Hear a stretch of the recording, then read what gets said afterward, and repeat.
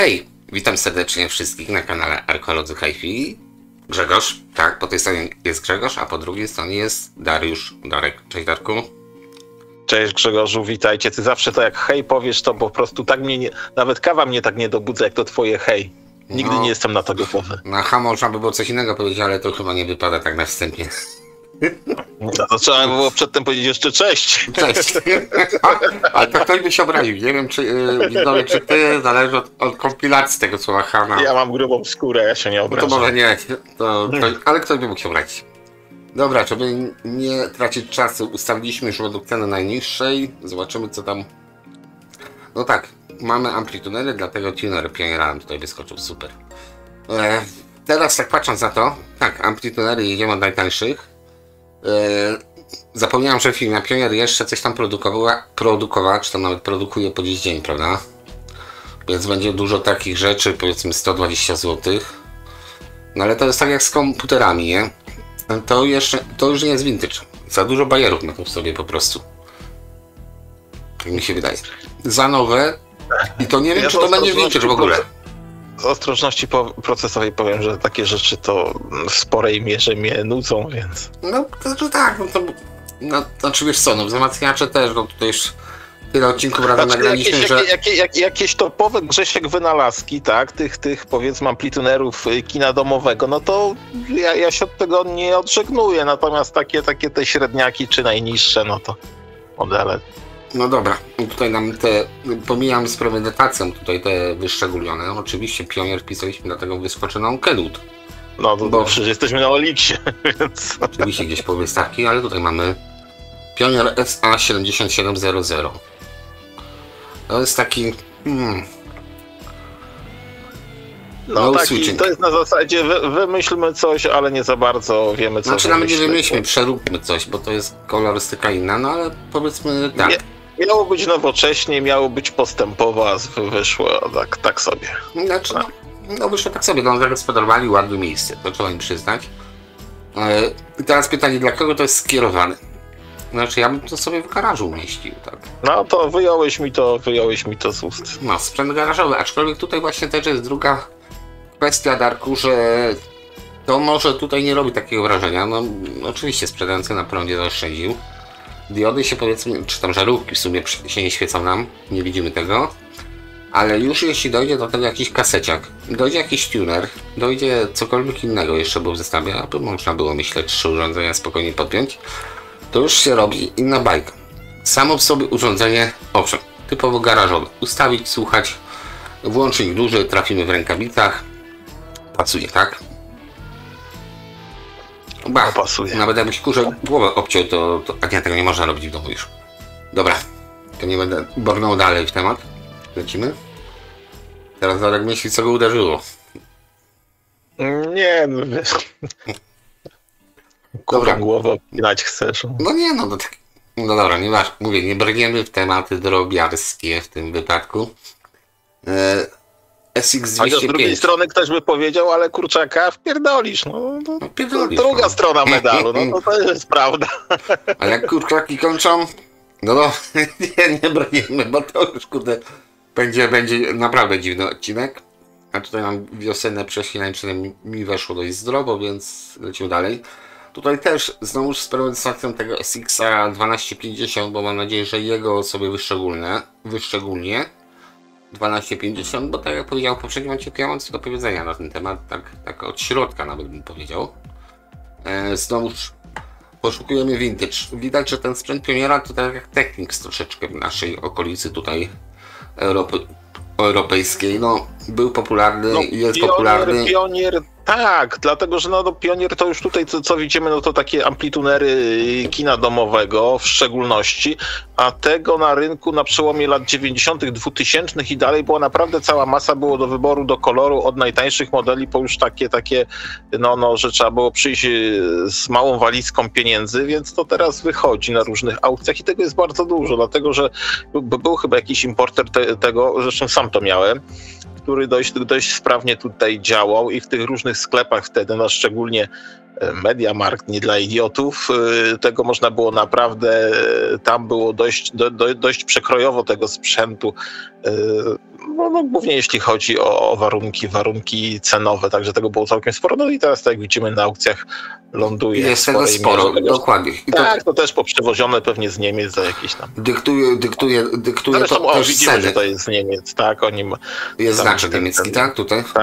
Tak, to tam chodzi o tam z rynku. jakość. Typowo z rynku niemieckiego, ale proszę, 600 watów poboru z sieci, tak się nie spodziewałem. Produkt japoński made in Japan. No, tak szczerze, tak troszeczkę odniechcenia kliknąłem tutaj, bo powiedzmy coś tam z przełomu lat 80 i 90. A nie licząc prześwietlonego zdjęcia, ten wyświetlacz powinien dużo lepiej świecić, ale niestety lampa błyskowa zrobiła swoje. No to jest taki enter point, bym powiedział, taki punkt wejścia za 250 zł. Już by można było coś na tym posłuchać.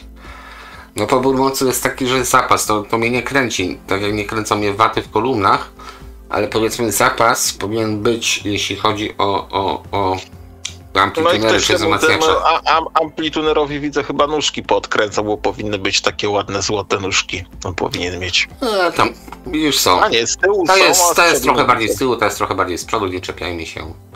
Coś tam się zadziało, no ale to jak masz rację, tutaj, nie ma o czym mówić. Dobra, tutaj 250 zł, no 250 zł nie liczyłbym też na to, że to będą jakieś super statki, no bo to jednak, wiesz co, bo to jest taka nasza mentalność Polaka, kup coś za 100 zł i myśli, że naprawa będzie kosztowała 50 zł, bo on to kupił za 100 zł. No to nie może zapłacić więcej za naprawę, a tutaj proszę. Oj, to tak nie jest. A propos, dzisiaj dzwonił mój mechanik od Pioniera z tego CTF-a 1050. Żyje. Także mam już zrobiony i naprawa ani 100, ani 200, ani 300 zł, ani 500 zł, ani 600, także no ale nie będę go sprzedawał, no bo gdybym chciał go sprzedać, no to bym tak musiał gdzieś między 2,5 a 3 tysiące chcieć za niego i to jest właśnie też problem całej masy sprzętów, które posiadam, bo niektóre, słuchajcie, w zakupie naprawdę nie były drogie, tak, ale mam coś takiego w głowie, że jak coś mam, to musi działać, tak, no i wtedy szukam fachowca, szukam, wyszukuję go, on mi naprawia, mówi swoją cenę, ja mówię, no okej, jak to nie jest wariactwo pod tytułem wymienić ci paski za 1600 zł, co wiele miesięcy temu pozdrawiamy serdecznie tego pana. Tak, to jest mistrz świata dla mnie, więc ja oczywiście to robię, no ale później tak, oglądasz te aukcje, no mam tego dużo sprzętu, też nie ukrywam, trzeba było tego trochę no i zainwestowałem, tak, no zrobiłem mu serwis tam z prawdziwego zdarzenia, czy mechaniczny, czy w przypadku magnetofonu mechaniczny i elektroniczny czasami sam mechaniczny, w zależności co to potrzebowało. Co nie działało. Tak, co nie działało, no i co potrzebowało. No tam powiedzmy na przeglądzie tam czasami różne rzeczy wychodzą, nie? Czasami wydaje ci się, że mało, a wyjdzie dużo, a czasami wydaje ci się, że dużo, a sprzęt był na tyle dobre miał komponenty, że wychodzi mało. Ale jest kwestia tego, no i żeby chociaż wyjść na zero, żeby ci się koszty zwróciły, no to musisz wystawić taką kwotę, którą nie zawsze za to znajdzie się klient, tak? No panie, ja widziałem coś takiego za 100 zł. W 2018. No o to chodzi, bo ktoś inny wystawi i ci napisze, że wszystko działa, śmiga. No ja masę takich rzeczy kupiłem, dlatego później musiałem nie zainwestować. A też nie miałbym odwagi, byłoby mi po prostu wstyd wystawić coś zjebanego, krótko mówiąc, i napisać, że wszystko jest okej. Później ktoś to kupuje po całej dupę, nie? No wiesz, bo niektórzy dupy dają za małe pieniądze, no taka prawda, no i to są właśnie tacy handlarze, którzy po prostu dupy dają za grosze, po prostu szarając swoje imię i nazwisko i w ogóle... No dobra. No o to chodzi, tak trzeba żyć, nie? Przychodzi do kogoś ta paczka, tam jest moje imię, moje nazwisko, mój adres, mój numer telefonu, on otwiera, to nie działa, no coś ty koleś, nie? Więc albo wolę sprzedać to przynajmniej, żeby wyjść na zero. Nie na tym zarobić, ale wyjść na zero, a to już nie często są niemałe kwoty, albo w ogóle mam to w dupie i niech to stoi u mnie i gra, tak, albo niech leży i cieszy oko. No i tak to wygląda. A proszę, tu mamy ładną taki nam właśnie vintage wyszedł już taki. No, szukałem, Darek na szczęście grał na czas, opowiadają. A ja tego SX-a tutaj 700. To jest taki ciekawy, bo my na niego trafiliśmy przeglądając katalog bodajże Pioniera. I tutaj nie ma miękkiej gry. To jest taki przed Blue Line'em jeszcze amplituner, prawda? Czy tam nawet w sumie w czasach Blue Line'a, 350 zł, myślę, bardzo dobra cena. Ta L oznacza, że ma fale długie, prawda? L. No tak, oni robili inne, były serie, że tak powiem, tańsze, no i Blue Line był powiedzmy takim średniakiem, czy tam już droższą. Oczywiście w tych seriach nawet były sprzęty lepszej jakości i gorszej jakości, znaczy lepszej jakości, gorszej jakości, może bardziej albo i mniej zaawansowane technologicznie, jeśli chodzi o ich możliwości, więc no dobra, ale tutaj może to być pierwszy strzał. Moim zdaniem, jeśli to jest prawda, a częściowo niesprawne, proszę, wykrakałem. Działa poprawnie, czy można podłączyć do mapy, bla bla bla. No pisze, że jest częściowo niesprawny, jest napisane czasami działa, czasami nie. Okej, czyli głowica do przestroju. No i tutaj trzeba 100-2 dodać, zależy jaki fachowy jest, bo tutaj dzisiaj będziemy chyba patrzeć się nad fachowcami niektórzy rzeczywiście uważam za fachowców, innych za mistrzów, a jeszcze innych za ciuli, bo biorą za robocze godzina, że gówno umieją. To dużo godzin im zajmuje pewne rzeczy, a później rachunek jest dość spory, więc tutaj trzeba uważać. Czasami taka rada chyba złota jest ustalać cenę na początku, ale na to też znajdą no, ale czasami sposób. też Grześku nie da rady, no bo tak jak mówię, wiesz, wiele rzeczy wychodzi w trakcie, to jeżeli ktoś jest, że tak powiem, rzetelnym, tak, mechanikiem, z tym fachowcem, więc też nie zakładam, że powie, że ci wymienił tam garść kondensatorów, a później otworzysz, okaże się, że nie wymienił, tak? Więc no to też trzeba liczyć na to. No kwestia kondensatory trzeba swoją drogą pomierzyć przede wszystkim, a wymieniać... No ja daję, Grzesiek, taki przykład, tak? Ja daję po prostu taki przykład. No. Pewnie tak jak ci z paczkami, co wysyłają, co tam mówisz, dają dupy za grosze, to tak samo jest z tymi serwisami, no nie też czasem, no to zakleją ci, kurczę, nic nie zrobią, zakleją, daną gwarancję, no za to płacisz więcej, ale masz gwarancję przykładowo na nich, to jest easy money, bo powiedzmy sprzęt był sprawny. Jedyne co ryzykują to tą gwarancją, że w końcu wróci do nich, ale powiedzą, że panie, ale tutaj za części trzeba zapłacić tę gwarancję na to, nie? No i tak w kółko Macieju, no, ogólnie nie ma co jak na nad Polaka, nie? No to wiesz. Bo czasem jest gwarancja na robociznę, a nie jest gwarancja na części. Tak? No dobra, ale no i tak, możemy tak sobie ciągnąć temat, dłubać go po prostu z każdej strony, będzie też dobrze. Tutaj nie ma sensu, tam żeśmy mieli 700, tutaj mamy 600, ale ta 600 chyba jest w ładniejszym stanie niż tamta 700, tak. No dobra. Jeden wdzięk, no okej, czyli kolejny taki klasyk. W zasadzie to różnic taki wizualny, to by trzeba było tam wrócić. Jeśli go mam, a mam, proszę. 700 zgadza się. 700, 600.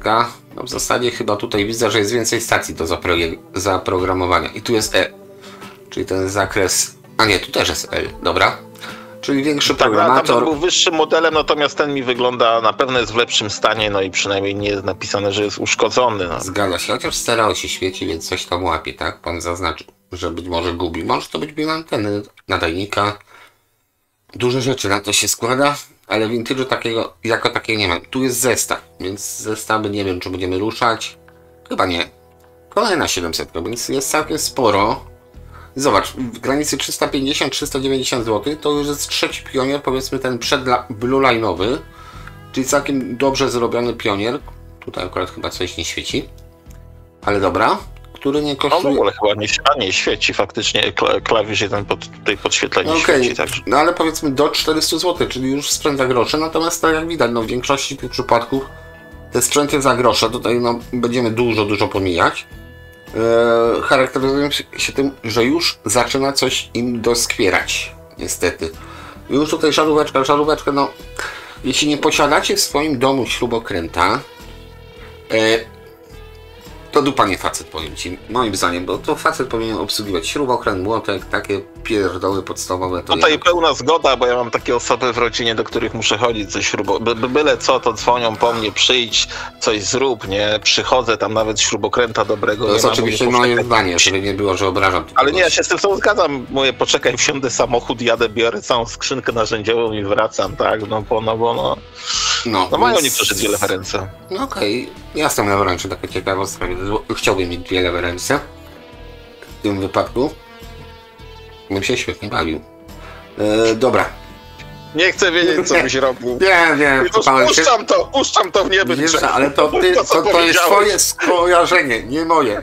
Nie. To jest twoje skojarzenie. Tutaj nie ma opcji, sam się wkopałeś właśnie. Też jeszcze przechylę kubek kawy. Dobra, ty pierwszy, ja drugi, bo nie będziemy siorbać tutaj wspólnie na antenie. Chyba, że siorbiecie z nami. Ale moja już jest zimna, więc nie muszę siorbać. Cholera, ja mam... No dobra, w miarę zimno. O, dobra, 424. Nie wiem, w takim przypadku, że rzeczywiście mogliśmy pomyśleć o ZG30 C201. Kiedyś właśnie przestałem oglądać pewną audycję. Już długi czas nie oglądam, bo pewien pan, nie będę mówił kto, stwierdził, że te tutaj po lewej, bo to są ZG40 C201 prawdopodobnie, to są jedyne polskie z membraną bielą. A proszę, tu stoją obok drugie jedyne polskie z membraną bielą, ZG30 C201. Grają fajnie. No ale wracając do tego SX-a, tu bym się zastanowił, czy on jest na STK, bo pewne te modele SX-u były na STK, prawda? Wiesz co, to jest być może te tanie, bo ja no to jest mówię, tani, 424. No tam niski model, ale to też tam one przechodziły ze swego czasu taki też facelifting, można powiedzieć, do wersji, którą tam na początku pokazywałeś, tej 1250, później ta cała linia wyglądała trochę miała inny anturaż zewnętrzny. Znaczy te amplitunery bo słuchałem to jest dość stary, więc Grześku nie wiem, to jest dość stary sprzęt. Może być na STK, natomiast ja powiem od siebie, że miałem tutaj w rękach model 600 ileś, to już nie będę aż tak sięgał pamięcią, bo się zgubię. I tam był STK, natomiast Pionier fajnie to zrobił. Ogólnie STK ja się w pewnym sensie boję z przyczyn moich doświadczeń z Yamaha. Ale to w zasadzie spaliłem tą końcówkę mocy na własne życzenie, bo wtedy nic nie wiedziałem o tym jak podłączać, więc podpiąłem 2 i 8, a wyjście w Yamaszce były tak, że nie można było poniżej 8 zejść, więc radośnie spaliłem końcówki mocy. Później było trochę przeboju, bo Chińczycy robią fajne podróby tych STK, już nawet na wagę nie idzie odróżnić. Więc były 2 wymiany albo 3, w końcu były mocniejsze założone, one spełniły swoją rolę, grało to, ale sam fakt, że to tyle właśnie pieniędzy znowu było wydane. No nie chodzi o ilość pieniędzy, tylko czas, jeżdżenie w tą z powrotem. Tutaj tamto, czekanie, stranie i tak dalej. I już po prostu mi się odechciało, dlatego mam taką awersję do STK. Natomiast tutaj Tomek, którego pozdrawiam, on wspomniał o tym, że STK to nawet macie zestawy naprawdę takie do it yourself, czyli macie jakąś tam obudowę ale STK i sobie montujecie, jeśli wam się spaliła końcówka, więc tak naprawdę nie ma się czego bać. Chyba że też jeszcze skojarzenie STK ze sprzętami takimi odpustowymi bym powiedział. Czyli rzeczy, które były powszechnie, nie wiem, jakiś szar taki tańszy czy cokolwiek takiego, to też były STK montowane i to niekoniecznie dobrze wypadało. Dobra, wracamy do Pionierka. Tutaj jest przykład tego, czego ty widzisz tu przykład? Bo ciężko mi się tutaj nawet odnieść. Jak zobaczyłem ten front panel, pomyślałem korozja. No nie, tak, chyba tego aluminium. Ale to jak chyba tak, syf. Dokładnie. Ale drugie zdjęcie to już syf chyba. No to tak powiem, nie będziemy powiększać, ale no i tutaj z drugiej strony 500 zł za coś, czego się nie chciało wyczyścić nawet. Być może świetny amplituner, ale dobra, bo się robimy lożą szyderczą. No jedźmy, może naprawdę jakiś ciekawy vintage zobaczymy. Dokładnie, pomarańczówkę, a to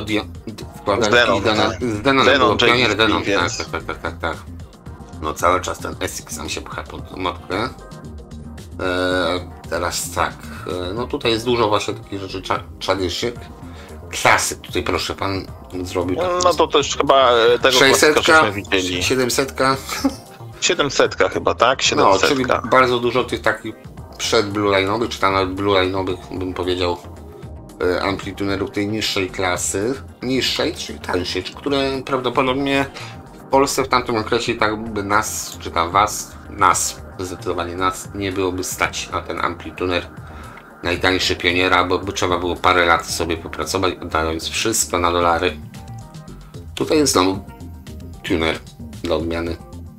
Tuner ile? Pan 550 zł. Zobaczmy, bo tunerów chyba nie będziemy oglądać samych w sobie, ale chętnie zajrzę sobie. TX 808. Wali po oczach po prostu jak długie na rowerze. To jest... No to jest tuner.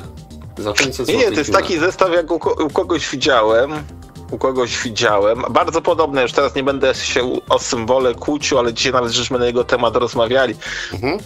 Bardzo podobny zestaw, bardzo podobna szafka, aczkolwiek po imieniu widzę, że to nie ta osoba. Dobrze, rozumiem. Ale to fajnie gra, tak? Bo No Blue Line, fajnie gra. oczywiście co ja Blue Line'a miałem tego niższy model i tak naprawdę z mojej perspektywy, jako miłośnika niemieckiego sprzętu, Pamiętam. ja, no z Arkiem pewnie miałem okazję rozmawiać na ten temat, nie miałem pojęcia dlaczego jest taki zachwyt nad tym Blue Line'em, bo to grał jak niemiecki sprzęt. I to dużo Urmana tańszy. wylądował, nie ten cały zestaw. Tak, to mi nie zależało, skoro gra ten Blue Line tak samo jak powiedzmy Grundig. To ja nie widzę powodu, żeby się tym zachwycać jakoś wielce, aczkolwiek może zostawić sobie z perspektywy czasu jako inwestycję. Tak w sumie inwestycja, kośnik i inflacja, bo to w zasadzie cena jeśli rośnie, to chyba tylko tyle, ile inflacji mamy, bo... Dokładnie, też mi się tak wydaje. Więc... No, więc nie ma co tutaj sobie dupy radować, że właśnie się zainwestowało, nie wiem, 10 000 zł w stary sprzęt audio, bo tego jeszcze nadal jest dość sporo na rynku, więc myślę, że warto tak rozsądnie... Inwestycja albo fart to jest jak coś naprawdę kupisz topowego i tanio, tak? Ja też kiedyś wam mówiłem, Grześkowi mówiłem, bo już z tym panem nie mam kontaktu, ale udało mu się trafić cały zestaw nagry, powiedzmy za, nie wiem, 400 euro, tak? Ze wzmacniaczem, ze szpulakiem, z czymś tam jeszcze, tak? Z zasilaczem czy z czymś. To jest inwestycja. No i wiecie. No i to jest inwestycja, przecinek fart, nie? Znaczy inwestycja, ale nagra to też jest sprzęt studyjny, ukośnik terenowy do nagrywania, to też nie można tego... No wszystko dobrze, no ale wejdź zobacz na ceny nawet, żeby... No ale zawołać sobie mogę za stare gacie. Na eBayu, więc... Słuchaj, ale za 500 euro to ja sobie stare gacie mogę wystawić. Nie liczą się ceny, które są, tylko ewentualnie które w ostatnim czasie powiedzmy były sprzedane, tak? Nie 5 lat też temu, również bo... można to sprawdzić. Ale nie 5 lat temu przykładowo, nie? Jeśli ja tego jest mało, no to można cenę dyktować. Znowu tak pierdolimy po prostu do poty jak poparzeni. Ale dobra. No bo to ty wchodzisz w jakieś takie filozoficzne na wpoły No wiem, no dzisiaj mam tak kawa mi weszła. Ekspresu. No, po prostu znajdź coś ciekawego. No właśnie nie ma nic ciekawego. Kurde, same gówna. SX300 to już mieliśmy 300, ale tu przynajmniej na prądzie nikt jeszcze da. Tak, no i widać, że wszystko 7 świeci. stówek już mamy i nadal jesteśmy w podstawowym. Tutaj kantony z tyłu. Pan ma włosy? Pan ma włosy, dobra. Nie wiem po co to powiedziałem. Nie wiem czy podświetlenie to nie było ruszone lekko. Ale dobra. A z ciekawości... Czekaj, gdzie to Grzesiek było różowe podświetlenie w Superscope'ie chyba, tak, nie? Superscope, zgadza się. To może być... Dobra, nie będziemy przeskakiwać, natomiast tu może być wina też... No nie wiem czego to jest wina, czyja wina. Pewnie wina Tuska, ale dobra. Pionier SX300. No dobra, 7 stówek już, nie?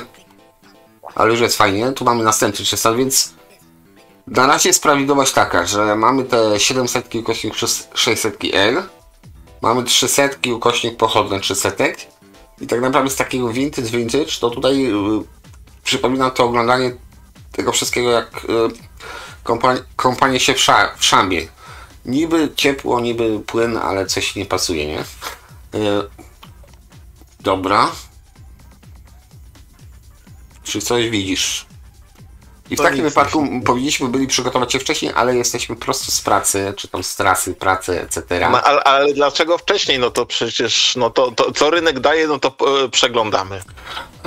To by było trochę niewiarygodne, jakbyśmy tylko powyciągali najlepsze rzeczy. No, nie każdy ma przegląd z nami, co tutaj...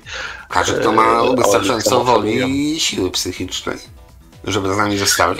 Żeby parę osób jest. Tak, dokładnie. A tu już jest ładnie. Wiem, że to nie jest amplituner, ale to jest taki budżet. 9 stówek za budżecik. Ciężko... No ale jakiś komplet jest, jakiś tak? komplet jest. No, z jednej bajki. Sam Sumacjan, żeby dupy nie urywał, ale już mówisz, z kasetą, która no bogata nie jest, i z tunerem, jakiś wspólny styl reprezentuje. I to w zasadzie też pewną osobom by w zupełności wystarczyło i myślę, że mi również, jeśli bym musiał, czy miał taką ochotę po prostu, posłuchać muzyki, tak. Dobrałbym do tego dobre kolumny i tyle. To non-switching amp, czyli co, bez przekaźników, tak? Jest wzmacniacz. Może i bez przekaźników. Ostatnio Grundika sobie naprawiałem, rozbierałem i taki Grundik, zmienię temat, to jest chyba SV8200 albo V8200. Bardzo ładna rzecz, powiem Ci. Prościutka, 3 płytki. O, tego słuchałem. Dobra, wrócę jeszcze do grunnika. 2 układy STK. Trochę zachodu miałem z potencjometrami, żeby się do nich dobrać, ale ogólnie będą odsłuchy i jestem ciekaw, kto zagra, bo jest zrobione porządnie. Duże trafy, 2 STK. Radio Ale to jest. ładnie tutaj się ktoś postarał, bo na pewno zrobił mu jakiś spad, chyba deseczki są dorobione takie, albo przynajmniej ofornirowane, jak nie zrobione na nowo, ale to ładnie wygląda. SX 590 może nie będzie zwrot mój nielubiony high-end z tej serii, natomiast Znaczy on jest na jak STK. komuś nie bardzo ktoś ma ciśnienie na to, przynajmniej wygląda to fajnie. Jak wiele razy powtarzam, jak jest zewnętrzny wygląd bardzo ładny, nieporysowany, niepowgniatany, no oczywiście przedni panel też można odświeżyć, ale to wszystko odświeżyć, zrewitalizować, zrobić poniekąd prawie od nowa, tak? No to wszystko wiąże się z kosztami, to też trzeba pamiętać, że czasami się kupuje sprzęt, który nawet w stanie bardzo dobrym nie osiąga jakichś wielkich cen, więc to tak jakoś to sobie trzeba Znaczy ja od Ciebie powiem tak, to jest na pewno na STK jednym i do tego jeszcze to jest najmniejszy chyba amplituner, który ma 2 V-metery, czy tam wskaźniki mocowe po lewej stronie tutaj. To są mocowe. To jest najmniejszy, teoretycznie najtańszy amplituner, jaki możecie kupić, japoński z V-meterami, które pokazują, dzielają sobie w rytm muzyki. Jeśli oczywiście macie web wystarczająco blisko tego urządzenia, a nie jesteście parę metrów dalej, bo być może zobaczycie tylko te punkciki białe. Proszę. Następny, SA510. Taki naleśnik tego Blue Line'a, to ty właśnie też coś podobnego miałeś. Tak, wiem, to albo model wyższy. To niemiecki amplituner. Po prostu, mówię brutalnie, być może niemiecki kolumn to sprawiło, ale to kolumny przypinałem jeden do drugiego. I grało to, znaczy jest ok. Tu nie powiem, że jest źle, tu jest bardzo, bardzo, bardzo ok, tak? Jest fajnie, jest jakaś dynamika w tym urządzeniu. No, nie prosi się aż tak bardzo o podbicie niskich i wysokich, czy przerzucenie konturu, ale jest bardzo przyjemnie. Natomiast R45 na przykład moim zdaniem, to jest moje zdanie prywatne, gra bardzo podobnie. Ma troszeczkę więcej funkcji, bo również podobnie. Natomiast tak, to dobrze Darek mówisz, przepraszam, że to jest śledzik i to jest chyba najniższy model takiego Blue Line'a typowego, tak? Czyli mamy tą niebieską folijkę na wyświetlaczu, bo to jest tylko folia, żeby nie było. Kręci masz folika na wyświetlaczu niebieska. No i w zasadzie gały są, no wszystko jest ładnie nieporysowane, ładny sprzęcik, drogi, niedrogi, no Blue Line, tak, to jest tak jak to oglądaliśmy wcześniej, tak gramofony są jedne kultowe, kolumny są jedne kultowe, tam coś innego jest kultowe i to już zostanie tak na wieki wieków amen, bo w zasadzie dużo osób po prostu nie zna nic innego poza Pionierem i Technicsem w Polsce, tak, Technics jako synonim trwałości, a Pionier jako synonim jakości, a wyżej dupie się nie podskoczy, więc po prostu, wszyscy do tego lgną, wszyscy to chcą kupować, wszyscy chcą to sprzedawać, bo co schodzi, tak? Powiesz komuś, nie wiem, Eumik, to większość zrobi, a co to? Później może znajdą, że to jest producent projektorów starych na taśmę, a się okaże, że robił naprawdę świetne rzeczy i robili to sami, tak?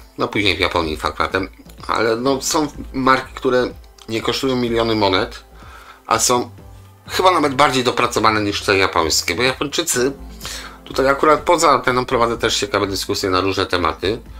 Japończycy, potrafili zrobić coś ładniej, robią to samo co Chińczycy teraz. Chińczycy robią ładniej, taniej niż reszta świata, niż Amerykanie i Japończycy, tak?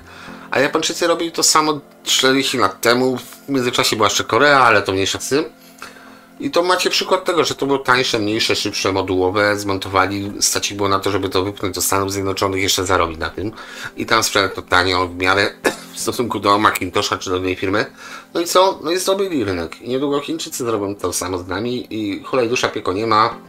Uważam, że pieniążki są jakieś tam, bo pieniądze to też jest kwestia No wiesz, w dużej mierze, tak jak mówisz, to jest kwestia tańszej produkcji, tak? No to teraz mamy takie samo wydarzenie z chińskimi samochodami. No po prostu Chińczycy produkują to taniej. Opłaca im się to wsadzić na statki czy na pociągi, żeby przejechało czy przepłynęło pół świata i jeszcze na tym zarabiają, tak? Ale wiesz co, dzisiaj takiego gościa oglądałem, bym musiał zweryfikować oczywiście te dane, nie? Ale goście tak fajnie, dosadnie powiedział, czym jest Tesla, nie? I to oczywiście muszę zweryfikować. Ja Darkowi powiem, o co chodzi poza anteną, bo nie będę tutaj, że tak powiem, na niesprawdzone źródło się powoływał. Ale film fajnie opowiada gościu właśnie, czym jest Tesla i dlaczego akcje spadają. I to nie chodzi o pewne symbole czy gesty Elona, no on jest tylko twarzą, brzydką, ładną, co kto lubi, on jest tylko twarzą Tesli. A cała Tesla się rypie w posadach właśnie przez to, że Chińczycy nie poszli ich drogą, zrobili coś innego, być może lepiej, twardo przy swoim stali i dzięki temu z Teslą wygrali. Zrymowałem. A wiesz, to ja ci powiem, to teraz jest wielu takich też internetowych mądrali, bo dlatego nie mówię o tym dosłownie, o co chodzi, tak? I taki negatywny fame jest na Teslę, bo ktoś nie lubi, to nie jesteśmy... Ale czasami faktycznie ta polityka się gdzieś przewija, do 20 stycznia tego roku Tesla była super, oglądaliśmy tych pajaców jeżdżących w kocach na YouTubie, z Gdańska do Zakopanego on jedzie w kocu Teslą. Ja mam to w dupie, ja tankuję 2-3 minuty sobie połowę zbiornika, włączam sobie w zimie ogrzewanie na full i mam to w nosie, nie muszę jechać w kocu z Gdańska do Zakopanego. Dobra, bo teraz przechodzimy Tesla na była Tesla. dobra, a teraz Tesla jest zła, także to są, dla mnie to są ludzie jak chorągiewki na wietrze, także... I tak jest, dobra. A tutaj taki klasyk, prawda? Już za nie mało, 1000 zł trzeba położyć. I tak, może traficie kiedyś tam przy śmietniku, wynosząc śmieci na takiej amplitudy. Życzę wam z całego serduszka tego. Będzie tanio, będzie za darmo, niekoniecznie sprawdzie. A tutaj już jest 1000 zł, ale taki... Ale bardzo ładny, tak, ten pełny przedni panel, nie wiem, czy nie jest ze szkła, czy z jakiegoś plexi, bo wiem, że Michał ma coś podobnego, tak? Zgadza się, też to miałem w rączkach. Tutaj to uszkodzone, ale to jest do naprawy przez kogoś tam średnio rozgarniętego manualnie i tam z lekkim zacięciem spalarskim. Tak, to jest taki klasyk z początku lat 70. bym powiedział. SX 440 może pan tutaj opisał, nie, pan dużo się rozpisał na temat wysyłania tego. Ale sprawdzony, testowany jak na zdjęciach wizualnie, tutaj jakieś przebarwienia są, bo muszą być tutaj, być może brudne nawet troszeczkę, by polerować to można, myślę. I to jest konkretny amplituda. Ta polerska załatwić ten problem. Dobra, 434 już pominąłem, następny chyba, albo ten sam. Nie będziemy po 15 razy pokazywać tego samego, tutaj jest chyba ten sam znowuż. 2 razy pan wystawił, ale okej, zwróciliśmy uwagę na niego. 450 to jest to, co mówisz, że tutaj nawiązywali już do 1000 wzwyż, tak? Cyferek, zdecydowanie nawiązywali do tego. Bardzo ładna. Klasyczny, bardzo ładna, może tam jakoś tak jeszcze, że tak powiem, jakość dźwięku dupy nie urywa, ale jest bardzo ładny sprzęt, on jest zdrowo zrobiony, tutaj mamy metal, mamy aluminium, mamy drzewo, tak, wizualnie nadal żadnych plastików. Jest dobrze obudowany sprzęt, a czy gra? Może dupę urwie, ale pytanie, jak głośno będziemy słuchać. Nie jest to po prostu rzecz do robienia dyskoteki w bloku, tak? Żeby wszyscy sąsiedzi z wami dyrali. To się zgadza. Natomiast jeśli słuchacie, jak normalnie nie głusi ludzie, to w zupełności wam wystarczy. Drewno też tutaj nie wiem, czy to jest porysowane, czy co innego się stało, ale okej. 1000 zł, tutaj liczyłem się z tym, że ceny pionierów, amplitunerów będą wysokie. Bo będą. I są, jak widać. 300 już mieliśmy, prawda? Chyba tak. Czyli tam powiedzmy na razie wychodzi na to, że od 600 zł, proszę, Super Scope nam skoczył, czyli właściciel Maranca nawet. I tutaj co jest? Aha, Pioniera jest magnetofon 500 chyba. Tutaj znowu mamy SX 550, ten poprzedni to był ile? Przepraszam, bo tak nie zakodowałem tego. 450 to 550, a jest 1000 zł dokładamy, a nie, 1250 nie, to tyle nie dokładamy. Przejechałem to? Kenwooda też przeleci, jedź w dół. Jeszcze w dół. Tutaj 1000 zł. Coś mi tu nie gra. Za cały zestaw? Kliknij, zobaczymy co tam jest. Clickbait. To jest to samo co widzieliśmy, ale tego jest za dużo. SA608 to jest za 1000 zł. Nie sprawdzę, wszystko połączone. No i widzisz, i tu już ci się wyjaśniło, to jest cena za sam wzmacniacz, tak? Ale 1000 zł. SA608. To jest ten? To jest ten. Tak, tak. SA608, SA708.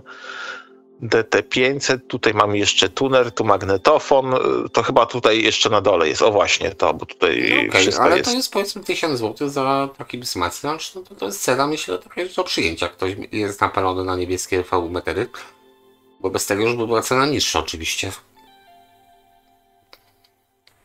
Nie, no fajnie jest. Jeśli Reverber, tak? Echo. Tak, A, sprawa się 708 ma zbitą szybkę. To jest zbita szybka, czy może się przegrzała ta folia, Grzesiek, nie wiem, wiesz, tu trudno mi tak powiedzieć, bo też człowiek troszkę ślepy, ja mam ten monitor daleko od siebie, mimo że w okularach siedzę. Szybka? No szybka trochę zachodu by była, no i znowu koszty, taka szybka parę stówek. Bo jeżeli była folia, to nie jest nic takiego, zawsze sobie taką folię można dobrać i to rozłożyć i wymienić. No okej, tutaj pan lecimy dalej, bo zrobi się ciekawiej, drożej, ale ciekawie. Tu mamy też tuner. Tak, tuner ominiemy. Zobacz, 1000 zł, jeszcze dużo co nam zostało do przejrzenia. Tutaj na samej górze, zresztą ciekaw co będzie, chyba wiem co będzie, domyślam się przynajmniej. 404 mamy, 1200 zł, czyli tak wchodząc w te klasyki od Pioniera, powiedziałbym, że około 1000 zł trzeba mieć w kieszeni. A żeby już coś fajnego, przynajmniej wizualnie, tak, wyrwać, no bo jak zawsze mówię, bebek można naprawić, ale żeby to z zewnątrz dobrze wyglądało. 990, to też bardzo ładnie wyglądający amplituner, bym powiedział. No tak będziemy to oceniać po prostu wyglądowo, bo mamy zdjęcia, nie próbki muzyczne. A na to, żeby przetestować powiedzmy ten zakres tutaj urządzeń Pioniera nawet, to no chyba tyle nie zarabiamy z Arkiem, żeby to wszystko pokupować. A, ktoś musiałby wejść w hipotekę, żeby to wszystko kupić. No, 990, czy taki starszy, pierwsza połowa lat 70 bym powiedział, prawda? Z tym podwójnym takim wskaźnikiem. Jeśli nie przełom. Lat 70, no pan określił bardzo dyplomatycznie lata 70. W idealnym stanie wizualnym, technicznie, sporadycznie potencjalnie zatrzeszczy. No to już to, ale to jest, ja zawsze mówię, jak jest idealny stan wizualny, to już jest połowa, słuchajcie, sukcesu, jak nawet nie więcej niż połowa. A pewnie staniemy coś z gorszym stanem wizualnym, ale będzie wysoki model i tu będziemy pod dyskusję wkładać to, czy warto na to wykładać jakiekolwiek pieniądze. No niestety troszeczkę... 450 stan gabinetowy, następnie po serwisie. O serwisie. No tak, czyli tutaj no, powiedzmy na razie się zatrzymaliśmy do 1500 w tym zakresie. Później ceny pewnie wyskoczą. 727 SX, no to tutaj już jest taka siódemeczka, jak sam, bo Japończycy bardzo lubią siódemeczki. Siódemeczki to jest dość fajnie już u nich, o, w ten sposób powiem. To już jest taki większy amplituderek, wydaje mi się. Tutaj pan ma, wiem dlaczego sprzedaje tego. Pan Marek przesiadł na wyższy model. No, delikatnie wyższy model, tam 1280 albo coś takiego. No ale wiadomo co wygrał, tak? Natomiast, ostróg, pan Marek. Marek? Ten Marek? Dobra, jeśli to jest ten Marek, co myślę, to gorąco polecam. Ale nie wiem, czy to ten Marek? Czy to mój Marek? nie kojarzę, więc no, ciężko mi się odnieść. Dobra, nieważne, ale tu ma jeszcze coś, na przykład Sansui SE9 srebrny. Dobra, bo się zakręcę troszeczkę niepotrzebnie. Sansui 7000, dobra. Pan tutaj ma. Więc nie mówię nic. Może w ten sposób. Nie chcę gwarantować za kogoś, kogo nie jestem pewien, że to jest ta osoba. RX3000 od Pioniera. No tu już jest Solid State, to jest w ogóle. Solid State, to niestety nie lampowy. Ale jeden z pierwszych krzemowych. Ale jest bardzo ładny, no bardzo ładny. No bardzo ładna budowa, by powiedział. Multum powietrza ma w środku. Takiego audiofizyckiego. No to się dobrze wietrzy. Tak, jest wymiana. Ale zaraz wypchnęli to, nie? Damy większe. Nie trzeba, ale damy większe. Nie? Dobra, zrób większe. No oddycha, Grzesiek, oddycha. No, grzeje się i oddycha. Fajny, bardzo ładny, podoba mi się. Tak, to jest klasyczne, to są jeszcze lata 60. końcówka. Tak, pan się rozpisał. Tak, druga połowa pewnie. To nie jest połowy lat 60. 70. No, bardzo wczesne 70. To już byśmy musieli sprawdzić, to tak naprawdę wchodząc, powiedzmy, kupując sobie ten napis, wejdziemy tutaj i bijemy sobie i sprawdzimy sobie, co to jest na Radio Muzeum. Czy ja się mylę? 67, 67. Czyli opis, kopiuj, wklej po prostu, tak? było. Jeszcze by było warto sprawdzić, Kiedy jakie był robiony? Masz? No, był, W tak. jakich latach? 67, 68 był, nie, 60 lata, nie 70. No to oczywiście 60. Ja też myślałem, że czegoś, że to też mi się Dwa razy popieprzyło, ale właśnie 12 70. 12 watów RMS przy 8 ohmach, przepraszam, na przykład myślę, że mówię drugie. Plus minus 1 dB odchylenie, więc niekoniecznie to pasmo jest 20 tysięcy, bo tak co robią w konia producenci kolumn. Podają, że pasmo jest 20-26, ale tu jest plus minus 3 dB, więc gdzieś tam już się ucina, jest 2 razy ciszej, ale cyferki się zgadzają, a to was kręci. To kręci. Dobra, peak power 20 watów, no trochę jest rozjechane tutaj. Okej. Ładna rzecz, ażby mnie skręciło, żeby zobaczyć te SB56, które to będą. Dobra, tu są zupełnie inne oznaczenia tych tranzystorów, ale zobaczmy sobie ten. Trafiłem. No proszę, jestem zdziwiony. Sanyo Germanium Alloy tranzystor, czyli mamy pioniera z 60 lat germanowego. No i tutaj już mi się głupio zrobiło. Jest grubo. Darek. Fajnie to może zagrać. No, Bardzo fajnie. To może zagrać. 1400 do negocjacji, jeżeli. Jaki jest opis tego? Czy on jest sprawny, czy bo to też ciekawe. Idealny, sprawny, wspaniale grający, wspaniale słuchamy i wizualny. Uczucia wizualne. Ile będziesz się na to gapił? Po cholerę pisać o tych uczuciach wizualnych, to jasne. Ale uczucia wizualne są ważne. Przecież ile tych uczucia masz? No, 5 sekund. W dużej mierze kupują oczami też, no. Co od razu jest robi? pionier, ładnie wygląda, na Germanach, że się 2 razy 12 W do mieszkania w zupełności ci wystarczy. Wiem. Jakbym nie miał, to bym się zastanowił. Masz? Co? Mam jakieś Germany, no co ja, nie mam Germanów. No japońskie Germany są rzadkie, dobra, ale jest ładny pionier. To trzeba przyznać, 1400 nie mało. Tutaj mamy Akai, to jest pewnie w pionierze, bo to jest też, no pionier Akai zrobili te wzmacniacze, amplitunery współpracując. Więc tutaj często będą się pojawiać takie hybrydy, pewnie ten pionier coś będzie, który jest też Akai. Pionier SX727, to mieliśmy chyba SX727, taki trochę większy już konkretny amplitude. No mówiłeś tam chyba o 7, tak? Tam był 07 czy 7, nieważne, to jest ten sam amplitude, to nie ten germanowy, to jest na pewno sztos. Dla mnie, no po prostu, no szarpam go, mnie to, że nie ma miejsca. I tyle w temacie. Dobra, lecimy dalej, tutaj mamy SX 5530. Fajnie, że czasami się przyznajesz. No, znaczy nie mówię o kolumnach. A daj spokój. Ja też nie mam miejsca w bagażniku, tylko tyle ci nadmienię. Wiem, w następnym odcinku zobaczycie, a będzie niebawem, to tak zajmuje umysł. Aha, dobra, wiem. Dobra, zobaczycie. Wiem co masz, ale przypomniało mi się to drugie co masz i trochę mnie zatkało.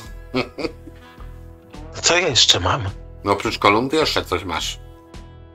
No mam, mam, tak, mam. Tak, nie będziemy mówić co, bo jest. Faktycznie. Dokładnie. Moja teoria na temat no po prostu wykliczyła się, nie?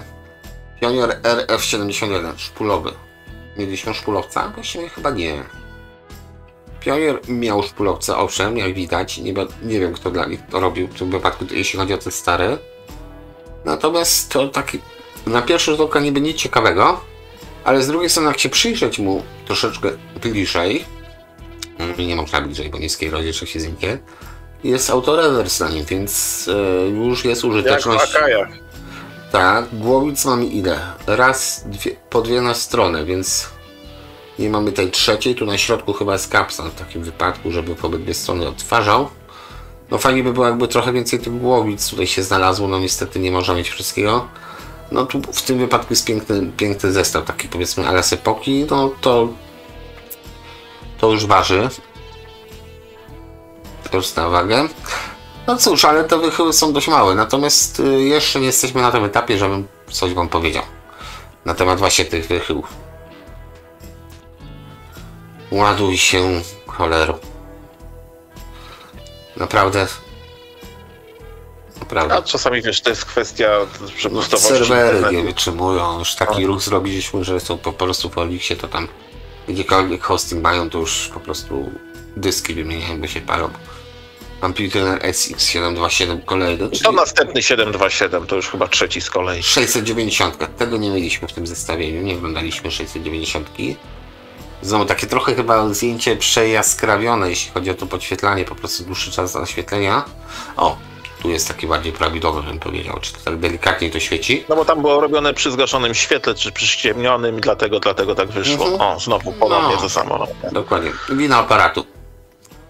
W tym wypadku porty prawilne, mocy to jakąś bierze? Niekoniecznie. No ale to już jest taki troszeczkę wyższy model.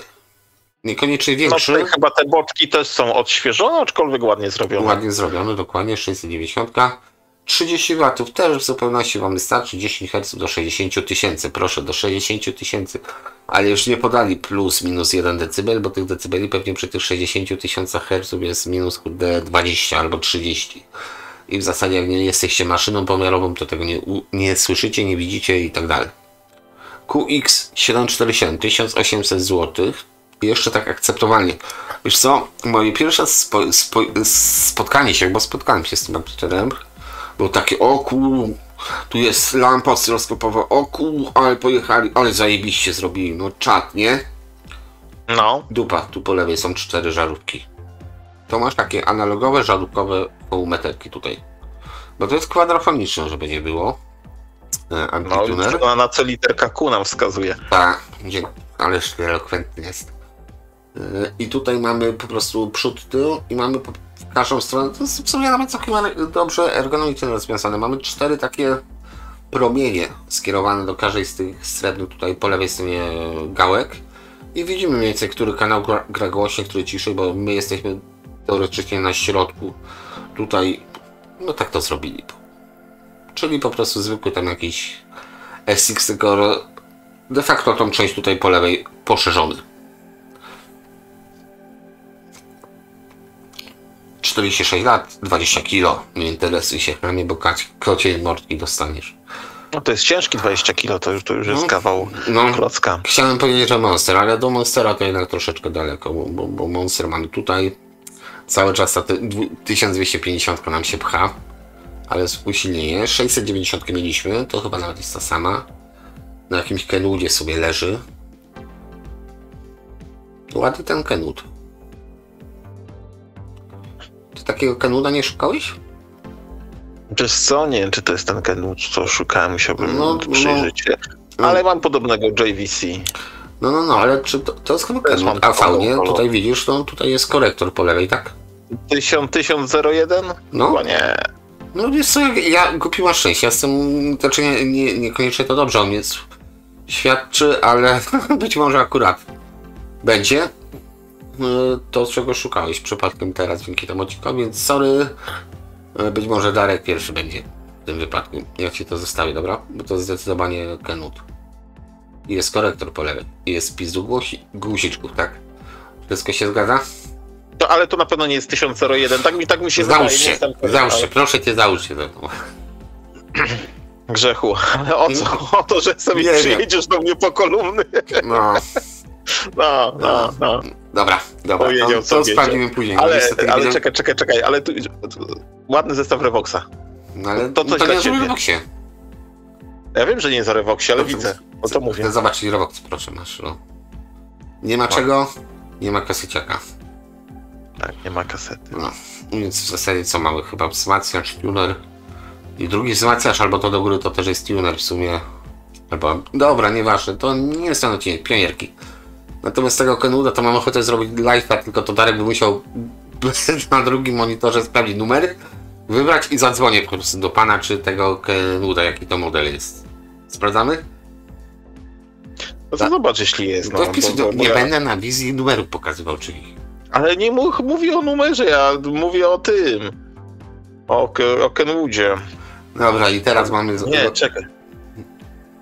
Grzesiek. Tak, to ja. A ty mnie zawsze zagadasz. To jest Kenwood, a tamten był JVC. Ja też tak, wiesz, gadam z tobą, gadam. A ty szukasz Kenwooda czy JVC? JVC to był. A, 1001, dobra, no to. Dobra, to nie musimy dzwonić. No, to po prostu jest. Strasznie, wiesz, atakujesz, tak, atakujesz. Podpisam, dokładnie, lepiej zamykam. Myślenie logiczne, ja, wiesz, myślę o JVC, a rozmawiam o Kenwoodzie z tobą i... A ja cię przekonuję, bo akurat to nie jest mój konik, więc... Straszną presję robisz. To bardzo dobrze, pressing jest dobry. A z tego Fischera mam ochotę zobaczyć, jak meblościanka, kurde, ewentualnie... No to zobacz, no. Front od... Taka tapeta, tutaj tapeta jest. No tak się robiło właśnie w 70 latach na początku na rynek amerykański, czy nawet 60 lata. No ale poza tym, że trzeba to przełknąć, no niestety ten kawałek... Chciałem powiedzieć drewna, ale nie wiem, czy to jest drewno, czy to jest po prostu kleina plastikowa, czy tam winylowa. Raczej winylowa. Ten interes od zapamiętywania stacji programator to taki, jakby wiesz, wyjęty z Grundiga. No tak, ale dość intrygujący. Tak nawet masz o AFC tutaj na dole, powiedzmy. Tylko piorą ustawili, więc może dołożyli coś od Niemców, ściągnęli. Nie, on po prostu jest obrócony. On powinien być oryginalnie w niemieckich sprzętach, on był do góry, tak? Że żeśmy te położenia żeśmy mieli na górze, później pod przodem mieliśmy pokrętła, te AFC czy AFC chyba, tak? Było AFC, no. Automatyczne dostrojanie stacji. O, mój sobie... To jest jeszcze taka pozostałość po amplitunerach lampowych. On jeszcze ma taki właśnie nawet, tak, ale to drewno, ja miałem podobne Sanyo, chyba nowe w kartonie, to akurat dostał Roman, żeby mieć w swoim tym zakątku rozkoszy auty. Chciałem powiedzieć, no po prostu dla miłośników staroci. 32 na kanał, Fischer 800. 2000 marek kosztował. Przepraszam. Mi gdzieś wibruje telefon. Dobra. A, był telefon. Dobra. Sorry, moja wina. Fischer z lat 60. Lepsze performance. Dobra. Sorry, nagrywamy. A, dobra. To odzwonię. Marku, pozdrawiam. Odbiorę później. Dobra. Znaczy, jak już Marek będzie to oglądał, to już będzie po telefonie. Tak? Nic mu się nie stanie. 2000 marek. No właśnie taki ciekawy, gdzie to jest wyprodukowane, dlatego się troszkę... Dobra, Pionier, bo zaraz coś powie, co tu pierdolisz tutaj na temat tego, patrz na Pioniera. No i patrzę, no SX1000, no proszę. Też taki no raczej leciwy Pionier. Również piękny. Ten zdecydowanie, bo to jest taki, to są 70 lata, początek. Tysiączka, no nie mam jakiej gry. No tu zobaczymy. 285 watów sieci, czy tam 255 watów, przepraszam. Zawsze myślałem, że voltampery to są waty, ale dobra, widać, to mylę się. SX1000, no 2000. Za tysiączkę 2000. Kabel był uciachany, nie, wtyczka jest... no, przejściówka jest potrzebna po prostu, bo są przejściówki. Cóż, takie zdjęcia ni w dupę, ni w oko, bym powiedział. Czyli trochę z prawej, trochę z lewej, a od frontu to nie za bardzo. No tą skalę aż się prosi, żeby tą skalę zobaczyć. No cholera jasna, no. Moja ciekawość nie jest zaspokojona. I teraz trzeba w grafikę wejść i zobaczyć, czy jest się czym chwalić, czy nie ma się czym chwalić. No, takie skromne. Troszeczkę. Prosta ta skala. Troszkę się świeci. Troszkę się świeci, właśnie tak minimalistyczne, ale to teraz już jak wchodzimy w to wszystko, zobaczymy na naszą kochaną stronę, która zablokowała większość Polaków. 50 watów, to tam chyba też napisane, a rok produkcji mamy 71, czyli tak jak mówiłem, początek lat 70. Ładny. Tutaj tak nie będę po tym jechał, to jest ładny, klasyczny procek z początku lat 70. To jest klasyk, to jak stary Cadillac, tak? Czyli to nie ma miękkiej gry. Są owszem nowsze, szybsze samochody, ale to są właśnie takie klasyki jak Cadillac. On nie musi być szybki, bo to no, samym wyglądem już jedzie. Tutaj SX6000, zakładam, że troszeczkę nowsza wersja tego 1000. Speaker System, zakładam, że był jeszcze Speaker System C, skoro miejsce zostawili. Taki prosiutki, nienachalny też. Bardzo prosty, ale w pięknym stanie. Zobacz tutaj. Na takim czarnych elementach to przeważnie jakieś paluchy, paznokcie, Rysy cokolwiek. są, tak. Ono ładnie też wygląda. Tak, oglądałem ostatnio, nie pamiętam jaki amplitudyczny znalazłem i się zastanawiam, Chryste, Panie, czym ty to dotykałeś? Po prostu takie, wiesz, prawie wyrobione, wyżłobione. Aha, to był stary Korting właśnie niemiecki. I tak myślę, że chyba ktoś tam miał koneksję z jakąś wiedźmą albo czymś, no bo po prostu wokół gałek były wydrapane pierścienie na zasadzie może tak, wtedy się zastanawiam nad logiką kupowania tego sprzętu. Ktoś tego nie kupował jako klasyka, to było urządzenie jak, nie wiem, myszka komputerowa, tak? Używasz, zepsuje się, wyrzucasz. Niektóre te radia po prostu tak były, radia potocznie mówiąc, amplitunery czy tam radioodbiorniki ogólnie były właśnie traktowane jak myszka komputerowa. Nikt się nie pierdolił z naprawą. Teraz trzeba się pierdolić z naprawą, bo to, że ma 40 lat i nikt nie wiedział, że tej myszki za 40 lat będziesz używał. No nic nie jest wieczne, więc no, tak wyszło. Centrum muzyczne patrzymy, M6500 mimo wszystko pioniera, to jest tak samo, myślę, znaczy no, rzadko spotykane. Chociaż super scope'a miałem, więc mnie już to nie ruszy. Ale no, jest all-in-one, przed blue line'owy, tak? Po podświetlaniu takim po prostu żarówkowym. I wszystko jest, proszę Państwa. Co o tym sądzisz, Darku? Ty jesteś miłośnikiem marki, jakby na to nie patrzeć. No, ale ja ci też wiele razy mówiłem, przepraszam, wiele razy ci mówiłem, że nie wiem, żebyś nie pił spirytusu przed nagraniem.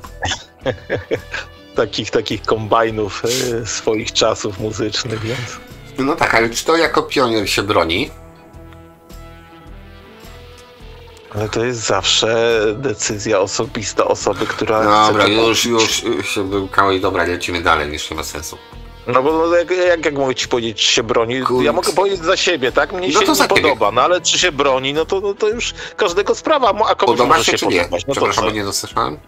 Czy mnie się podoba? Nie, mnie się nie podoba. No idzie, no i bardzo dobrze. Ale tutaj właśnie o to chodzi, żebyś miał możliwość pokazania wypowiedzi we własnym imieniu, prawda? Ja ci nie bronię mówić. Jak powiesz, że ten QX 8000 no jest brzydki, bo jest. To powiem spoko, no aczkolwiek no ten akurat mi się bardzo podoba. To samo co mieliśmy wcześniej, ten 6000, jeszcze dołożyli tutaj powiedzmy parę centymetrów, żeby wcisnął jakiś tam dekoder, bo tutaj mamy, co mamy, mono, kanałowe, właśnie próbuję znaleźć jaki tu jest czterokanałowe stereo, czyli co? Quattro stereo, czyli QS standard, tak? By było. No, taka rozkmina. I jest po prostu wrąbany do tego urządzenia dekoder kwadrofoniczny, do tego jeszcze mamy właśnie tutaj balans, oprócz przodu, tyłu, jeszcze mamy przód, tył de facto jako balans, czyli lewa, prawa i przód, tył. Dlatego mamy mi się przypomniało, siedząc ostatnio w weekend, to żeśmy rozmawiali, tak się siedząc w weekend sobie ostatnio oglądałem i natrafiłem na jeden, co mógłbyśmy nazwać takim domowym centrum rozrywki, taki audiocenter lat 70. Coś, co bym chciał mieć, ty byś chciał mieć i pewnie zdecydowana większość was by chciała mieć. To się nazywa Rosita Commander i jest na eBayu. Jest. No ale widziałeś to? Oczywiście, że widziałem. A widziałeś jaka jest cena na eBayu? Widziałem jaka to jest cena. Tak. Widziałeś? No, to jest coś, co mi się podoba. Tak? To jest mebel. Jeszcze z tą nóżką. To jest mebel, to jest jak konsola, nie wiem, w jakimś statku kosmicznym z lat 70., tak? Reżyseria i design, to wszystko. No, to jest coś pięknego. Tak, znaczy też to widziałeś. Okej. Dobra. Oglądamy to samo, jedno słowo. I to samo chcielibyśmy mieć. Sansui nam odpada, Fisher nam odpala następny. Teraz amplitudę skończymy, pójdziemy na wzmacniacze, tu niestety podejrzewam. Też nie, z wzmacniaczami będzie więcej spokoju, bo będzie mniej kin domowych, jakby na to nie patrzeć. No, ale wzmacniacze to też będzie wylew lat 90. i 2000, bo to... Po prostu dużo, tego trzyma się. Będzie czarno. Czyli wiesz co, no, mieliśmy wtedy jakieś większe pieniądze niż w latach 80. Pierwsze co się szło do sklepu, powiedzmy kupowało się takiego pioniera, to nie jest też tak, że ich było więcej, po prostu ludzie masowo się też rzucili na te produkty nowe zachodnie. Właśnie dlatego jest dużo tych oczywiście, że tak, 90. Oczywiście, że tak. Te jeszcze nie były tak rozpowszechnione i nie było takiej świadomości, że warto te stare naprawić, bo są lepsze i w ogóle nakład pracy jest dużo większy niż te nowe de facto. No, to nawet dwoje babka wróżyła. No, nowe powinniśmy kupować, bo napędzamy rynek pracy, nabijamy kabzy wielkim korporacjom, akcjonariuszom i tak dalej. Po prostu ludzie mają też nad czym pracować. Ale z drugiej strony, no, patrząc ekologicznie, no to powinniśmy naprawdę jak najdłużej korzystać z rzeczy, które już raz zostały wyprodukowane, więc na dwoje babka wróżyła. Albo jesteś ekonomistą, albo ekologiem. No to raczej nie pójdzie w parze nigdy, bo jeden będzie patrzył na pieniążki, a drugi na drzewa. Niby to samo, ale przerobione. Okej, taki krótki wybuch z mojej strony. SX 650 mieliśmy? 650 być może się przewinął nam. No dobra, to lecimy To dalej. jest spora cena jak za 650. Okej, tu jest ciekawie. Tu też mamy 3000, proszę pana. Nie wiem, gdzie mi się to włączyło, szczerze mówiąc. Za dużo okien mam otwartych i teraz się dziecko pogubiło. A, na następnej stronie. Dobra. Już wiem, o co chodzi. Wiem, że jest to zestaw, mieliśmy patrzeć na zestawy również. No ale to jest piękne. No tutaj całą robotę to robi ten magnetofon. Tak, cała reszta jest nieistotna, de facto. Tak. Cała reszta Całą koło dupy robotę lata. robi magnetofon. Tak. No, jakieś kolumny. Co my tu mamy? Niemieckie kolumny zdecydowanie. Jeszcze w rodzinnym domu pewnie zdjęcia. Przepraszam, taki żarcik. Łódzkie Mirków. Okej. W świetnym stanie, pełnosprawna. No, Zgadza się. Piękny zestaw, to już jak ktoś niekoniecznie szuka jakiegoś molocha, jakiego może się skłosić. Tutaj Akai. Dlaczego tu jest Akai? Bo to Akai to jest też pionier. Ale nie będziemy pokazywać. QX 949 mieliśmy, prawda? Nie wiem dlaczego pan pokazuje brak gałki, ale może dlatego, żeby widzieć, że nie ma gałki. No to jest z drugiej strony no, w porządku zagranie, tak? Żeby ktoś się nie napalił, a później się okazuje, że przyszło bez gały, więc... No za 3000 też, no dobra, nie będę mówił dalej. SX 780. 780, no już robi to wrażenie, tak? Do czego wszyscy są przyzwyczajeni. Już jest, może nie jest duży aż tak bardzo, ale już ma ten look tych większych braci, tak? Widać, że obudowa nie była odnawiana, bo tam mamy taką wlepę, co pionierek naklejał, ale to już ładnie gra. To już tutaj, jeżeli on nie jest wyjechany, tak, kondensatory nie są poprzewalane, te elektrolity, to on już ładnie zagra, bo miałem, słuchałem. I nie wiem, czy nie wrócę. I powiem wam, nie wiem, czy nie wrócę. Niekoniecznie do tam 750, 80, może wyższy model, ale kiedyś chyba jednak wrócę, bo nadal to żałuję i tęsknię za nim, także bo to bardzo ładnie grało. Zły głos usłyszałeś i sprzedałeś, niestety. Tak, no to mam takiego doradcę. No, więc... mojego brata. Tak, a kupujący się na pewno bardzo go lubi. Proponuję kupującemu jeszcze przyjechać z jakąś kawą. 880 w dodalnej cenie de facto. No i pięknie. Zgadza się. I fajnie, cena też uważam fajna, 3450 do negocjacji, a co tam jest w opisie, bo Znaczy, jak jeśli nowy... ktoś mówi, że to jest drogo, to chciałbym zobaczyć, że podobna kwota to jest chyba pensja minimalna. Więc za jedną pensję, nie wiem jakie to trzeba by było, nie wiem, no stróża nocnego, za jedną pensję stróża kupujecie sobie amplitudę, na który byście zbierali kiedyś 10 lat. No może przesadziłem, ale parę dobrych lat, zależy gdzie. Pokaż opis, co tam pan napisał. Oryginalnie nic nie proszę, oryginalna obudowa, no, co to tam, to coś tam do przejrzenia, ale powiedzmy... też nie jest dodatek, zawsze coś będzie do zrobienia, raczej na pewno, raczej na 100%. No tak, ale cena jest fajna, 880 tak. Za 3500 to jest na plus, bym powiedział, a idziemy dalej, jeszcze parę stron nam zostało tych amplituderów i wreszcie się robi ciekawie, jak zwykle początek do dupy, a później już lepiej. Może, nie, zaczynanie tych najdroższych jest bez sensu przeglądu naszego tutaj. QX 949, to jest trzeci już, albo czwarty nawet. Mam nadzieję, że ten już jest do prądu podłączony, bo to wychyłem po lewej stronie. Widać, gałę ma. Ten gałę ma. O, tutaj się lekko mienią te wskaźniki żarówkowe. Lekko. No będą lekko, bo jest cicho. One też w zależności od tego jak głośno. Słuchamy się, że tak powiem, te wyprowadzania pokazują. No więcej nie zobaczymy. Pan ale z prawej strony jest kawałek Super Elevena, widzę. Tak, jest kawałek Super Elevena. 880, no wysyp jest tych pionierów, powiem ci, nawet tych wyższych. Kenwood Deluxe, dobra, to muszę sprawdzić. Kiedyś o tym troszeczkę przeglądałem, czytałem. No to jest, ojej, to jest piękne. Podwójna skala, FM, AM, no. I nie zgadnę, 12 W taka. Odrobina lamp. No, powiem ci, to już jest fajne. Szkoda, że nie ma budowy, aczkolwiek rozumiem, że tutaj trochę ciepło jest. Pewnie budowa była z blachy. No, ale miejmy nadzieję, że ogólnie rzecz biorąc, miejmy nadzieję, jeszcze raz powtarzę, że dla ewentualnego kupującego ta budowa jest, tak? Być może właśnie po to jest ściągnięta, bo się grzeje. No zobaczymy sobie, jakie to ma parametry. Cena podana w ogłoszeniu już po negocjacjach. No pan ma dużo sprzętu, tak? Gerard Acoustic, to znaczy co?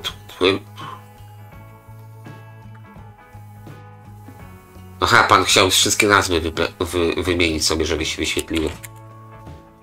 No, tak dał linka, że nie dał linka. Fajnie. No, ale może sobie to wygooglać po prostu, no. Tak, ale to chętnie zobaczę sobie. Bo Japończycy właśnie, ja miałem Kenwoody lampowe i to jest to samo co Sansui lampowe, dlatego się zastanawiam, czy to też nie jest to samo.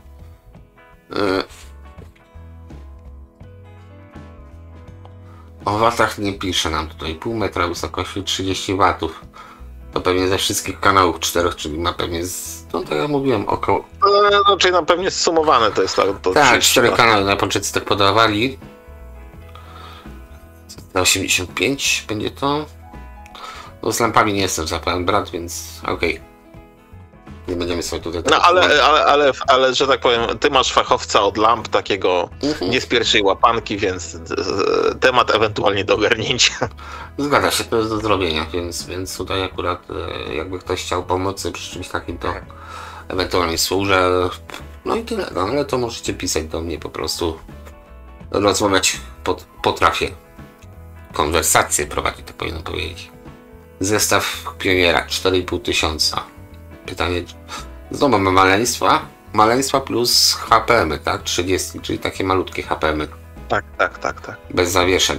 To długo pan nie słuchał tego. Albo słuchał bez zawieszeń. Też można, kto zabroni, oczywiście. No.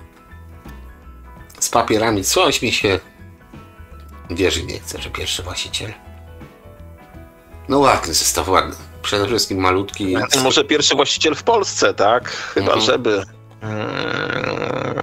No, wiesz, to wszystko jedyne, bo stan wizualny. No ale nie ukrywajmy, dużo tych rzeczy po prostu było przywiezionych z Niemiec, jest przywiązanych na szczęście z Niemiec. Dokładnie. I tego nie ma co wykluczać. Tutaj lampowy ER420, już 5000 zahaczamy, więc trochę większa pensja musi być przeznaczona na jedna cały czas, na jeden amplituner. Będzie pewnie ta sama budowa co w poprzednim, nie chce mi się na to patrzeć za bardzo. No okej. Są lampy. Znaczy, nie chcę się patrzeć, bo chciałbyś kupić, ale szkoda ci pieniędzy. Znaczy nie mam sumacacze lampowe, bo jeszcze jestem bardzo zadowolony z tego, co mam. Zresztą, tak jak powiedziałem, tutaj miałem Kenwoody, słyszałem Sansui, to legendarne. Znaczy o Sansui powiem, bo to już jest sprawa na mnie przedawniona. Przyjechał do mnie pan kiedyś na Suchy Kolumn, chciał wybrać sobie kolumny. Dobre do swojego legendarnego Sansui, jeśli wiecie o czym mowa. Jest takie legendarne, no, bla, pierdu. Pan zaczął tutaj jakąś muzykę puszczać, która muzyki mi za bardzo na moje ucho oczywiście plebejskie nie przypominała. No i tak słucha. Tutaj gałeczką kręcenie. Ja miałem właśnie taki wzmacniacz sklepany przez pana Leonarda. Zrobione, bo zrobione, ale miało te 10 watów czy 12 watów. Z tego co wiem, to ten pan sprzedał swoje legendarne Sansui 2 dni później, bo jednak taki łomot dostało, że się nie pozbierał już po tym. Więc akurat w to, że coś jest legendarne, nie należy wierzyć, dopóki się tego nie posłucha lub nie porówna szczypciny, bo rzeczywiście kontrast pomiędzy tranzystorem Pioniera a lampą Pioniera będzie pewnie na korzyść lampy. Aczkolwiek lampa Pioniera być może z inną lampą dostanie łomot, więc to też tak trzeba to zbalansować. Zależy też czego szukacie, natomiast no, dla mojego ucha oczywiście lampa jest super, tak? Tylko lampa jest upierdliwa pod wieloma względami. Tranzystor jest szybszy, nawet przy włączeniu, a German jest czymś po środku. Natomiast to German lubi powiedzmy kolumny z lat 70., 60. ze swojej epoki, które mają skuteczność, jest sporo zamknięto budowy, to wtedy ładnie to dopycha. Ostatnio te piloty testowaliśmy właśnie tutaj z Darkiem V1 i one na przykład to były już typowo z epoki tranzystorów, ale były dobrze dobrane do tych tranzystorów i rzeczywiście na Revoxie, no to zrobiło rozpierduchę na całego, bym powiedział. Z tego co pamiętam, no poszło po prostu taka petara, Tak, poszła tak. z tych kolumn, że aż mnie wypięło z papci, jak to usłyszałem. Po prostu, bo były nie dosyć skuteczne, no to szło to, tak, ale przy lampie grało, no grało, przy lampie było troszeczkę delikatniejsze. I to są właśnie takie niuanse, którymi trzeba się kierować. Niekoniecznie tym wyglądem. Owszem, to fajnie jak idzie w parze, ale nic poza tym. 5,5 tysiąca, 950. Kupiłbyś to? Szarpałbyś to? Tak, szarpałbym. No, to szarpam. Jeszcze cię stać na to. Niekoniecznie Tak, od ręki, ale powiedzmy troszeczkę odkładając pieniążku można było to kupić. Tutaj już mamy pasmo przenoszenia. Zielęcice, miejscowość na Oposzczy. Ostatnio przejeżdżałem przez to. Pierwszy raz w życiu tam byłem, powiem ci. Znak, czy to znak? Przypadek? Znalazłem i tak przypadek nie sądzę. No, tak? dokładnie, więc już wiesz, gdzie to Byłem w jest. pracy i przejeżdżałem tak właśnie opolskie na wskroś i jechałem przez Zielęcicę. Proszę, jaka nazwa? Vintage Hi-Fi Monster Stereo. No okej, duże audio. Zobacz, co tam ma. To w trawie piszczy u niego, albo kwiczy. No dobra, nie będzie, że piszczy. No, rogi. Nieważne. Dobra. Pioneer SXD 7000. Blue Line. Tak, czy to jest Blue Line, proszę pana? No, to są chyba lata 90. już, prawda? No właśnie, czy to jest taki Typowy Blue Line. pozostałości Blue Line'a, tak? To już nie taki Tak. Blue Line. No ale Blue Line, że jest w tytule, to już po prostu mokro. Cena idzie o parę stówek do góry, prawda? Już Blue Line. To jest, mówię, znacie Blue Line'a, bo wszyscy o tym mówią, wszyscy tym się zachwalają, że jest Blue Line, że jest niebieska linia, bo świeci na niebiesko, cholera. Czy to gra lepiej? Niekoniecznie, ale świeci na niebiesko. To już jest dla was znacznik synonim, wyznacznik, czy tam synonim jakości. A czy to gra? Cholera to wie, ale jest Blue Line, no. Może i gra, no. Nie ma co grać definiować, no. gra. Pytanie też, jak dobierzecie do tego kolumny. Jeśli coś jest topowe, to znaczy, że jest dobre. No 750 W sieci, no to tu już bierze na pewno z zapasem. Czemu pan pisze, że... Aha, dobra. Bo to Ze wersja 120. 120, tak, amerykańska. 980 następna. I ostatnie dwie strony na to, na co wszyscy czekają, albo po prostu przewinęli do tego momentu. Czyli już wchodzimy w strefę mokrych snów miłośników niebieskiego światła. Blue Monday. Teraz powinien lecieć jako bit z tyłu. SX 3900. To kart mi się osobiście podoba, bo z tymi wychyłami tutaj mam ten problem, że z pewnej odległości nawet dużych wychyłów przy Akai nie widzę. Wiem, jestem ślepy być może, ale po prostu nie widzę. A takie wskaźniki, powiedzmy, żarówkowe, ukośnik diodowy, ukośnik LCD, ukośnik cokolwiek tam jest, one są widoczne z paru metrów. I to chyba troszeczkę bardziej do mnie przemawia niż wychyły analogowe, które, nie ukrywam, mają dużo więcej uroku w sobie. Bardziej funkcjonalne są po prostu te tutaj. No i cóż. Co sądzisz o tym? No ładny monsterek, nie? Ładny, jest ładny, ładny. To takie skrzyżowanie już Klasyka z nowoczesności jeszcze z klasyką, tak, dokładnie tak. No, taki miszmasz, ale bardzo ładny miszmasz. Zgadza się, mam nadzieję, że zdjęcie będzie większe troszeczkę. No nie, tutaj akurat nie ma powiększenia zdjęć. Nie chcę rozwalić wam rozdzielczości, więc nie powiększam. Dla mnie świetny amplituner. Cena w zasadzie, patrząc na QRX-y od Sansui albo inne modele Sansui, to w sumie ta klasyna, te 5900. To jeśli szukacie czegoś, co kupicie, będziecie mieć jedno jedyne, uszkodzone, 6800, proszę. Nawet wiem, co jest uszkodzone. O kurwa, przepraszam. Ten dostał strzała, ktoś jednak nie podołał. To może kurier się wywrócił. No, kogoś serce bolało. Ale to tak wygląda, jakby długo to leżało i było kopane. No albo skądś wytargane z jakiejś piwnicy, z garażu, tak, No, tak. szkoda, ale No i szkło, dobra, szkło jest jeszcze do obrobienia tak naprawdę, nie? szkło Obudowa, to tutaj, jeśli chodzi o koszty w tym wszystkim, to szkło to tu jest najmniejszym problemem. ale wiesz co? Tutaj właśnie na tym zdjęciu powiem ci, o co mi chodzi, nie? Bo miałem, tak jak mówiłem tam przy okazji odcinka, okazję SX 1250 targać i byliśmy czego? 1280. No, No, pamiętam. fajnie tutaj pan Leonard, który to serwisował, powiedział, że tutaj widzisz, masz 1250. To jest starszy model, o rok czy 2 lata, nie? Masz na środku ta puszeczka ekranowana, te puszeczki, to jest Tor FM. Tu wszystko jest zabezpieczone, tak jest. Pięknie zrobione i tak dalej. Jest cudownie. Końcówki pojebane po lewej i prawej stronie, ale tu naprawdę się postarali. Zrobili to cudowna końcówka, cudowny dekoder FM i tak dalej, i dalej. Absolutnie świetny amplituner. Brzmi, ma swoje tutaj jakieś wady, zalety, jeśli chodzi o tranzystory końcowe, ewentualnie sterowanie tym. Natomiast świetnie zrobiony amplituner pod względem tego, co kryje w środku, nie od zewnątrz, bo od zewnątrz widzisz, nie masz V-meterów. Za to masz 1280, która te V-metery posiada. Ale już zaczęli przypierdalać na tej głowicy. Już tej puszeczki takiej nie masz, masz otwartą puszeczkę. Już tutaj pewne uproszczenia takie czysto księgowe wprowadzili w środku urządzenia. Na zewnątrz oczywiście macie, cieszcie się, macie wychyły, tak? Ale w środku już nie ma koszty. Coś za coś. Więc teoretycznie, patrząc na środek, jak to jest wykonane, więcej starań włożyli w 1250 niż w 1280. Tam już ta blaszka za parę centów razy parę tysięcy już robiła im różnicę i wyrąbali, a szczególnie, że musieli gdzieś zamówić te V-metery. Ok, lecimy dalej. Mówiłem, że będzie QX 9900. Tutaj QX to jest w zasadzie ukośnik AKI, nie? Zmarzesz napis tak.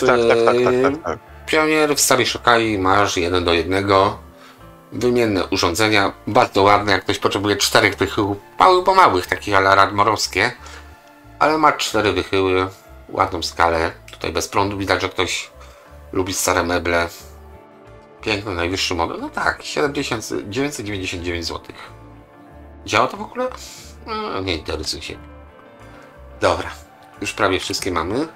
SX 1080, czyli już wychyłamy, tutaj niestety zdjęć parno i duszno nie ma, więc od środka pewnie nie zobaczymy, żeby porównania dokonać. No 1080 też, no gałek przełączników od groma.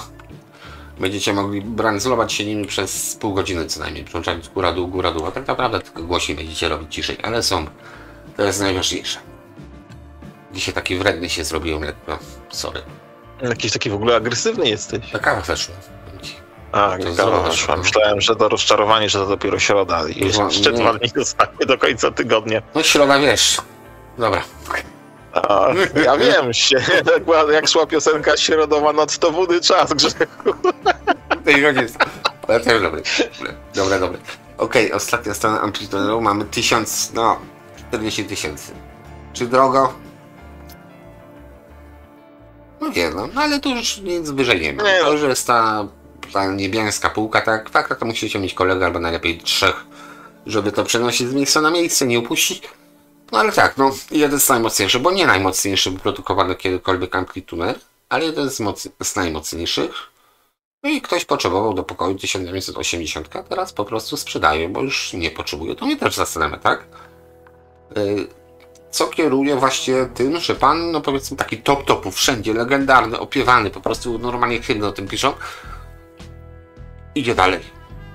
Wiesz, czasami jest też, że się sprzęt znudzi, tak? Albo chcesz się wymienić na coś innego. Nie zawsze musi to być, Grześku, lepsze, ale czasami komuś się wydaje, że to jest lepsze. Nie, no tutaj nie będę spekulował.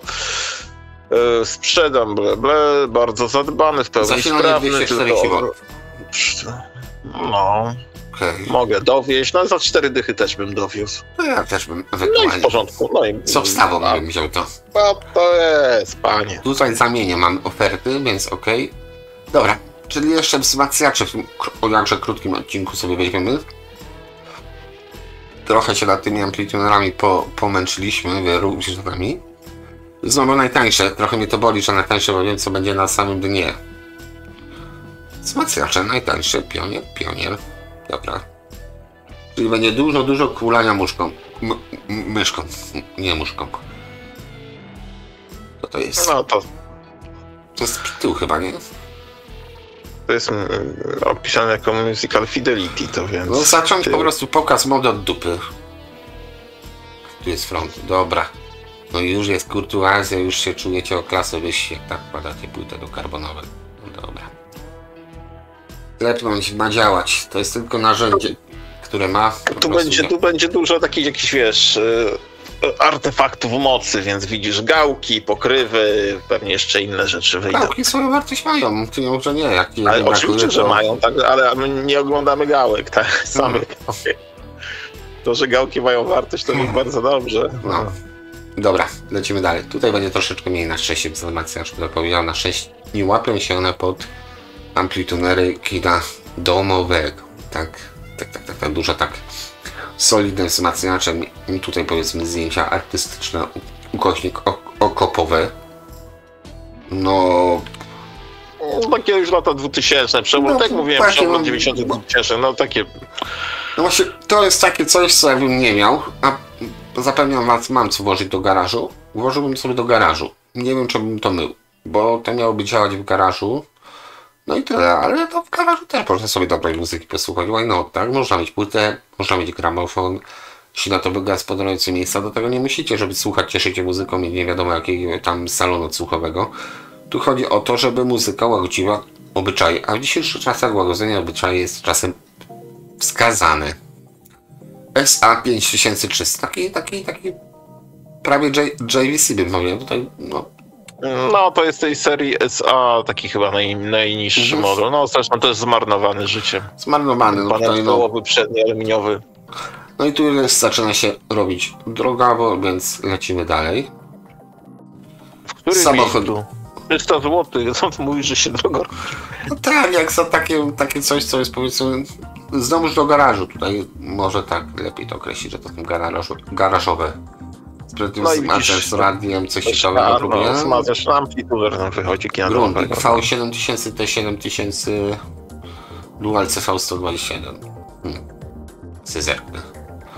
Tego dla odmiany.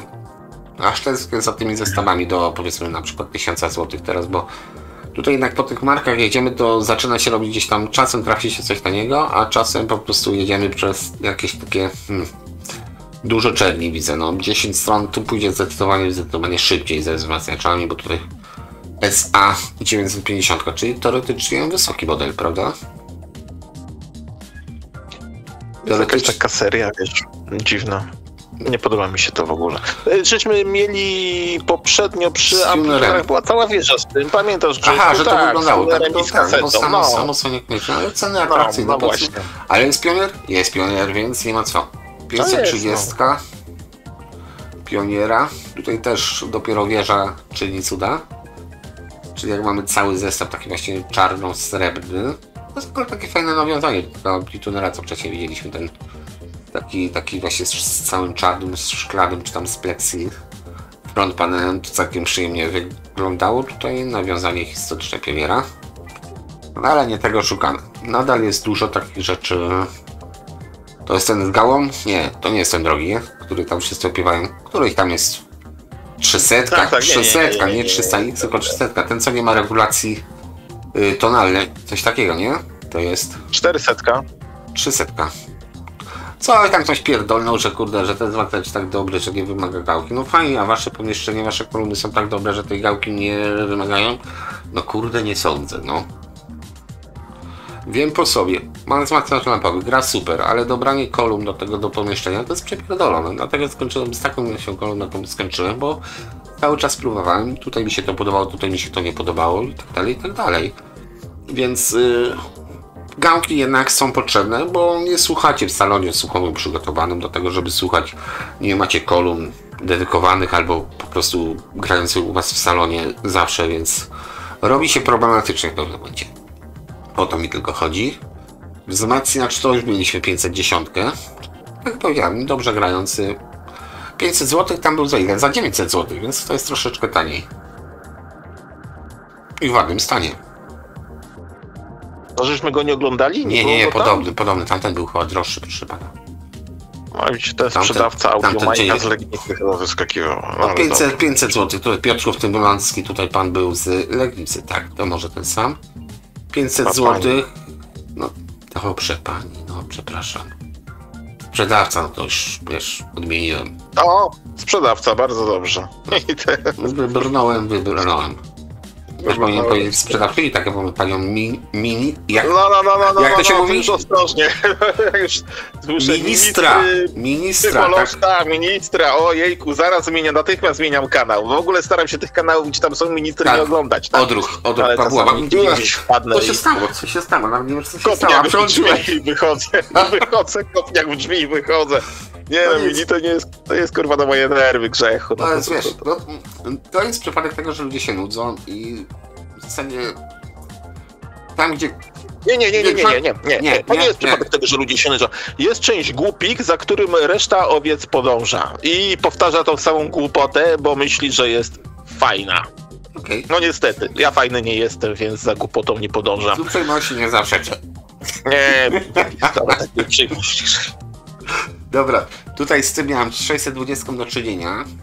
Kolega mój chyba, ten wzmacniacz kiedyś tam, chyba nawet ode mnie, go drogą z zakupu nabył, więc okej. To jest, on jest zadowolony, on tego słucha dużo więcej niż ja. Jest Blue, jest taki entry level, oczywiście 570 zł.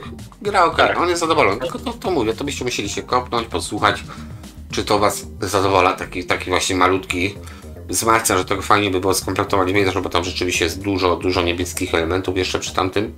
To już jest późniejsze, albo wcześniejsze, tutaj na przykład ta 940 ale bo w takich wypadkach, Grześku, widzisz, w takich wypadkach jest fajnie mieć kilka zestawów kolumn, tak? Z baz refleksem, bez baz refleksu, 2-3 drożne i wtedy można sobie już w domu poustawiać i pokombinować i na pewno jedno będzie grało lepiej od drugiego, tak? Przy tym samym wzmacniaczu, tak? Czy źródle dźwięku nawet, nie? Absolutnie się zgadzam. Różnice będą, także to jest też właśnie szukanie tego, że wzmacniasz, może akurat traficie ze wzmacniaczem, że dobierzecie do tych kolumn. Kolumny to nie jest szafka, żeby ją trzymać i tyle. To nie jest mebel mimo wszystko, to jest urządzenie jakieś mechaniczno-elektryczne, tak bym to wybrnąłbym z tego określenia. Ale tak, to jest urządzenie pewnego typu. Dobra, tu mamy co? Pioniera. Z tymi wzmacniaczami myślałem, że będzie ciekawiej. A tu jest klasycznie. No ja właśnie spodziewałem się tego, co jest. Że będzie dużo takich mrocznych akcentów. Właśnie typu ten tutaj, ten jest byczek, wydaje mi się. To nie jest maleństwo, 600 zł. To jest byczek, tak, ale troszkę taki już też chyba styrany. Parę rysek dostało. No niestety, jak dbasz, tak masz, nie? Niektórzy nie mają. 510.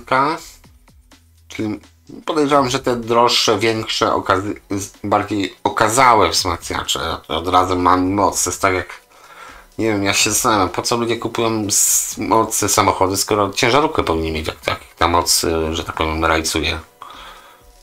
Moc pojemna. Ciągnik siodłowy, dokładnie. Tak? Ciągnik siodłowy bez naczep i można cisnąć. Oczywiście, masz moc, masz moment obrotowy, masz potężny silnik, żaden samochód sportowy nie wymienka parametrami, to dlaczego się pałujecie tak o te wzmacniacze i wszystko te parametry, skoro nie o to w tym chodzi. Właśnie to jest to, że sprzedawcy w pewnym sensie sobie wyhodowali swój rynek odbiorców. Na zasadzie macie waty, wy to rozumiecie, jesteście prostacy, nie?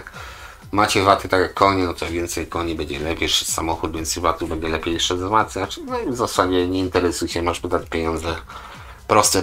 Po co kogoś edukować na siłę, jak ta osoba pewnie nie będzie chciała być wyedukowana, albo stwierdzi, że ma to głęboko w dupie i tylko sobie język powiesz. Tak, niektórzy się z tego potrafią wyleczyć, tak, bo z czasem to mija, z osłuchaniem, ileś tam tych sprzętów przerobisz, jakiś tam czas minie, przysłuchasz, to miałem na myśli przerobisz, a niektórzy, tak jak wiesz, masz takiego kolegę, że tylko waty, nie tylko waty. Oczywiście, no to musi grać, nie?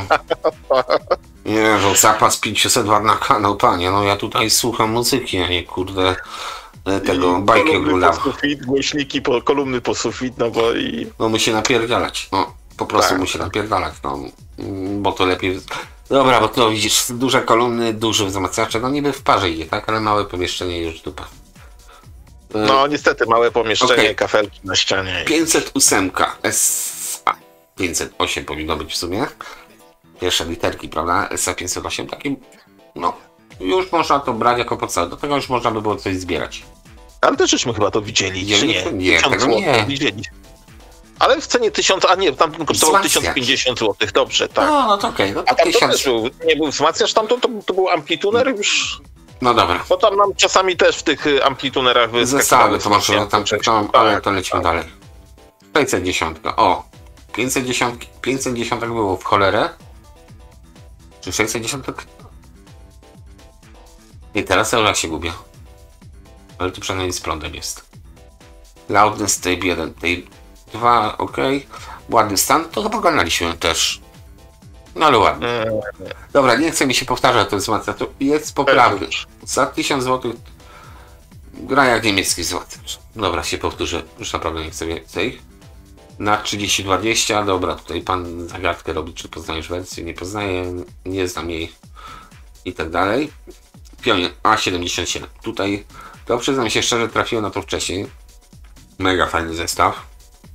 Jeszcze tuner do tego, no i jest już fajnie, tak? Ty tu jesteś spec od pioniera. Trochę Akaja, taki.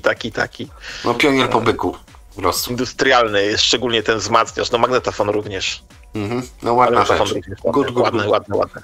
Good shit, 1300 zł, no wzmacniacz to 77 to pewnie jest taki topowy. Wątpię, żeby coś więcej było z tego danego katalogu w tym wypadku.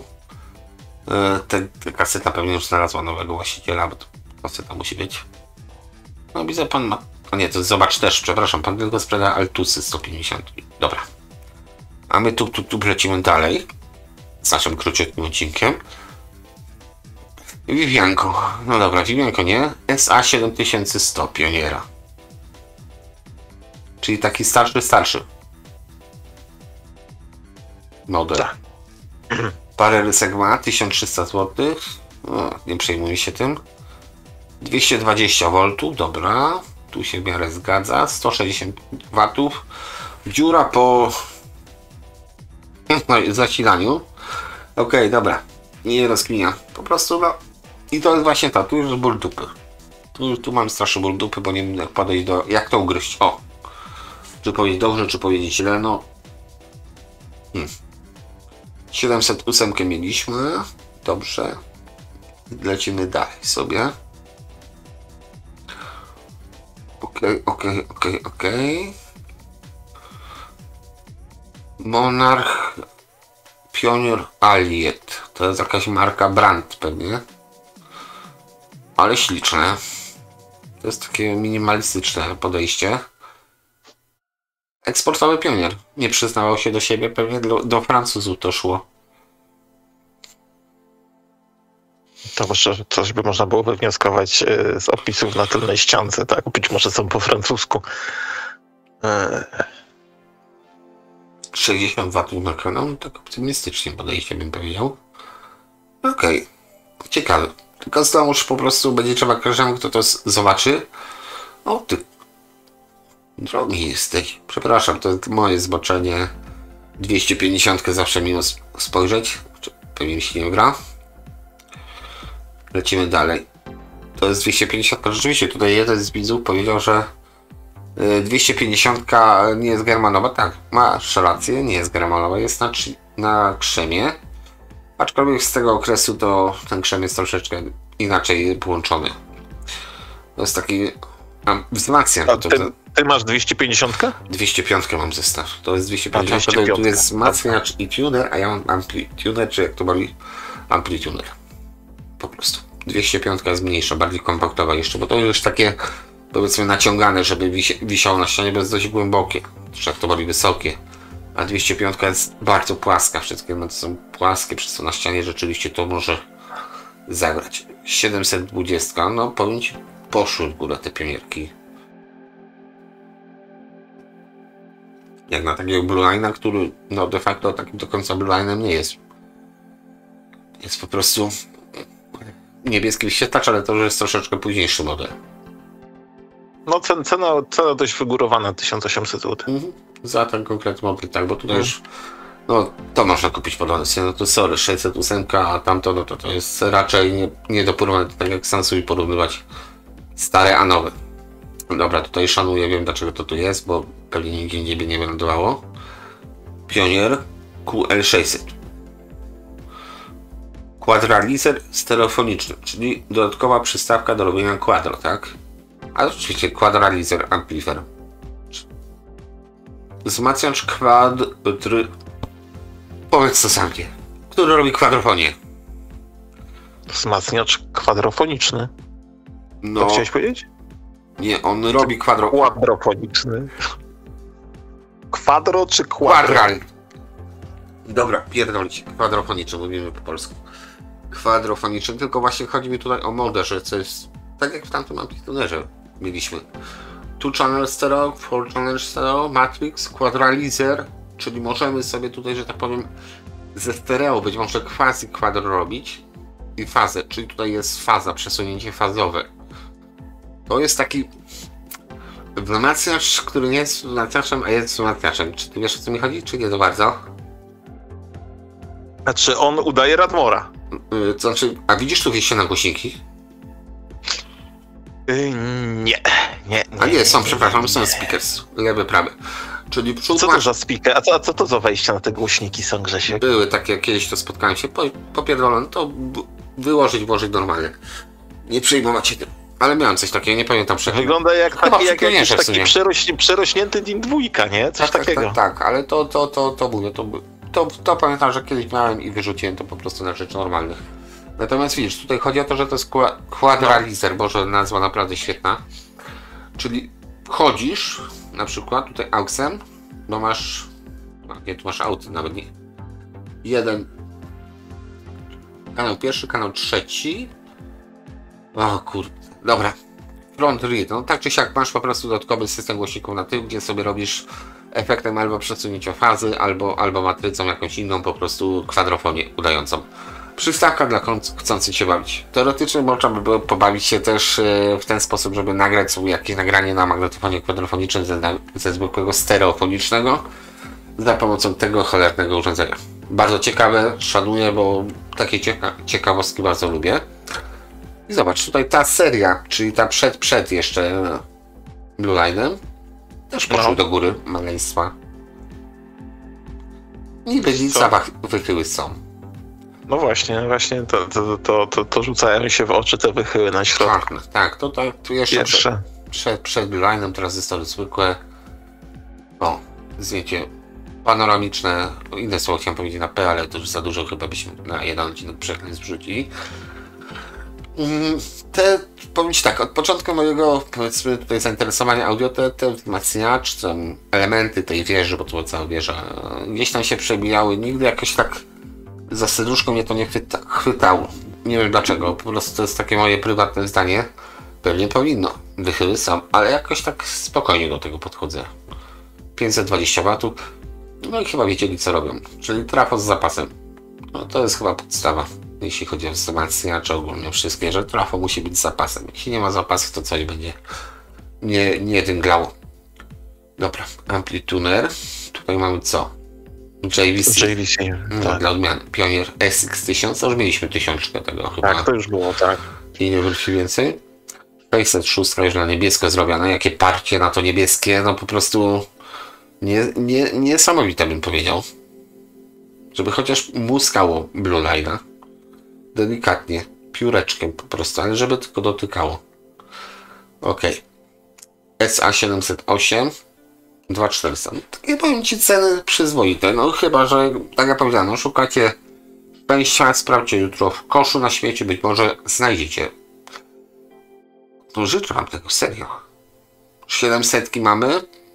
A propos, masz tutaj właśnie 400, o której mówiłem. No i nawet jest opisane jako legendarny wzmacniacz. 2600. Aha, to jest legendarny, tak? Tak, to jest ta legenda, tak, bo nie ma, wiesz, potencjometrów, tam barwy dźwięku. Znaczy to jest na zasadzie, no mówię, zrobiliśmy coś tak zajebistego, że nie musicie regulować nic. Wątpię, no dobra, no. Coś kupił, coś sprzeda, no. Jak się każdy bawi swoimi kredkami, ja się nie, aż tak bardzo nie będę wpierdalał, nie powiem komuś, że jest idiotą, bo coś kupił, bo to jest obraźliwe. No to tak jak sam aktywnie mi powiedział, że kupiłeś to, jesteś idiotą. No nie o to chodzi. Swoje zdanie, ja mam swoje i tyle, ale obrażać nie ma zamiaru. To jest ciekawostka. 3000 i zdecydowanie, no jakbym miał kupić tamtą legendę, a tą legendę, no nie wiem, chyba bym szarpał tą legendę. A też 400. Tak. No, w sumie tak. No to jak mam 400. No w sumie tak, czyli oni mieli coś w głowie, że jednak tak samo oznaczyli być może. Ale co my tu mamy? Przepraszam, bo to jest taka mniejsza legenda, bo to jest tylko wzmacniacz lampowy. Regulację tonów ma. W 60 latach, na lampach, gdzie brzmienie podejrzewam zabija tam ten wzmacniacz, ale ma regulację. Czyżby oni wiedzieli coś, czego nie wiedzieli później? Że to jest potrzebne? Może im się później coś rozmawiało. Wiesz co, tak sobie myślę, nie? Ta 400 nie ma tej barwy. A pewnie jak spojrzymy, i powiem ci, chyba spojrzymy jeszcze do katalogu niebawem Pioniera. Dokładnie gdzie jest tam gdzie jest ta 400, czy przypadkiem nie ma w zestawie jakiegoś wyjebanego korektora. Bo tutaj no się myśli. Tu się myśli. Będziemy wiedzieć, tu nie się będę. Myśli, Darek, tu się gdybał. myśli, nie? Chłopie, dali ci z materiału. No ty powiesz, że tego. Przychodzi z panie, to nie krał mnie, no. No ale to proszę pana, no. No ja rozumiem, do czego zmierzasz. Ja rozumiem. Tak, to korektor. Na dwóch oszczędzili jeszcze zarobią na korektorze. Chłopie, żyć, nie umierać. Zawsze się pan obroni, no mam tu korektor, no niestety mam kiepskie pomieszczenie, w kiepskich warunkach żyję, nie jest mi najlepsze mieszkanie. Przez to niestety musiałem zakupić ten korektor. Ma wytłumaczenie nawet do tego, że ma korektor. Pięknie, coś pięknego. Dobra, 400, amplitunery, to już tak szybciej jedziemy troszkę. Sansui. No niestety, tak jak widzicie, to jest przemieszane. Tutaj Rega, tu Brown jeszcze, Sansuyo właśnie, tak. Budżet musi się zgadzać. Firma musi zarabiać. Olix musi zarabiać. Jeśli ktoś wam mówi, że coś jest za darmo, no to chyba się urwaliście z choinki. Za darmo to jak to się mówi, poryju nie można dostać, to po pierwsze, a drugie przysłowie nie ma darmowych lunchy. To mi się też podoba. Bardzo. Chyba, że w rodzinie, bo w rodzinie nic nie zginie. Dobra. Tutaj co, patrzymy na to? Mieliśmy to. TX 608, CT 650 i SA 708. Ja chętnie zajrzę. No pokaż, bo widzę, że masz ochotę. Mam ochotę na cały zestaw zobaczyć właśnie ten... No i dokładnie zobaczę. Pierdolę. No, następny mistrz fotografii. Dobra, jedźmy dalej. SM83. Dobra, zobaczmy sobie tego. Pionier. Tony. Krzem. Jakby był krzem, to by pisali Al Silicon Transistor. I dobra, jak poszli. 4 gałki masz, którego już o filtrach nie wspomnę. Aha, lampowy, dobra. Czytać opis ze zrozumieniem. Znaczy czytać opis. 3500 szczerze. Cena super.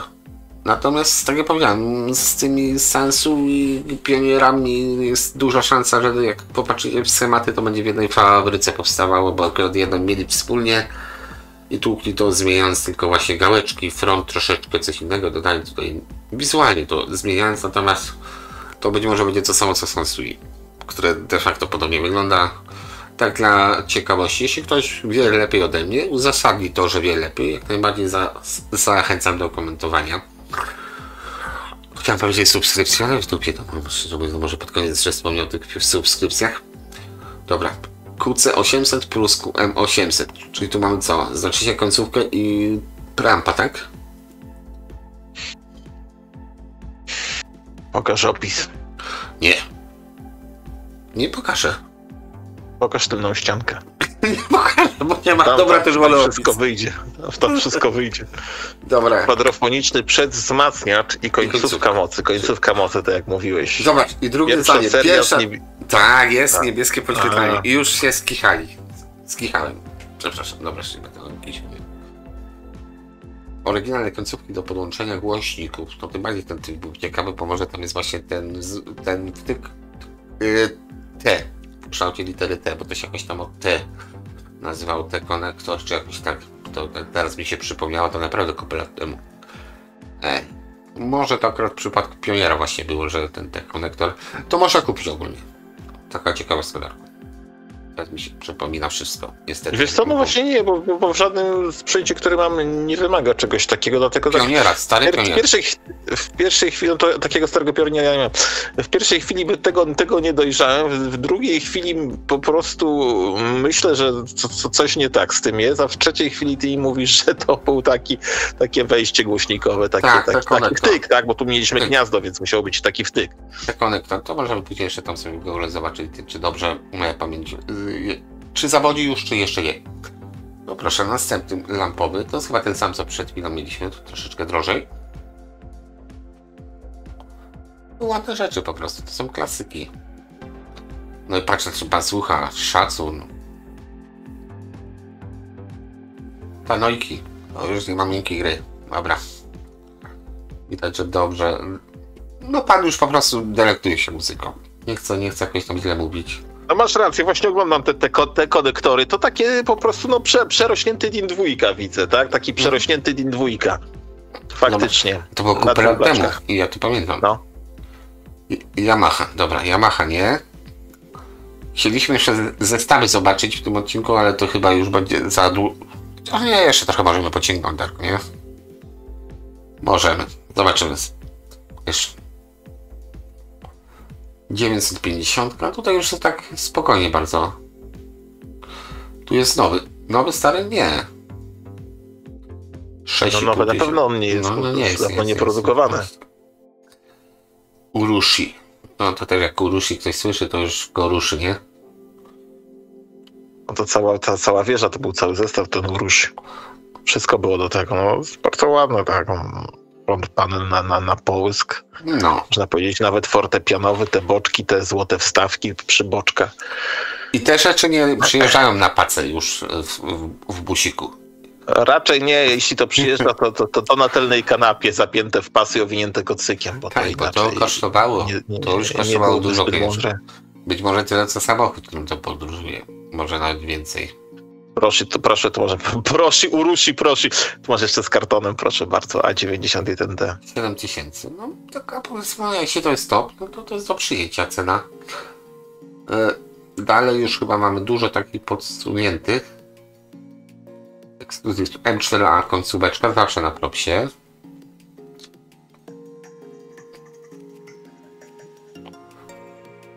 To jest Pionier? Takie głupie pytanie. Pionier? No czemu nie chwalą się znaczkiem swoim nigdzie? Pokaż jaką to ma moc, mi to bardziej ciekawi. Klasa A.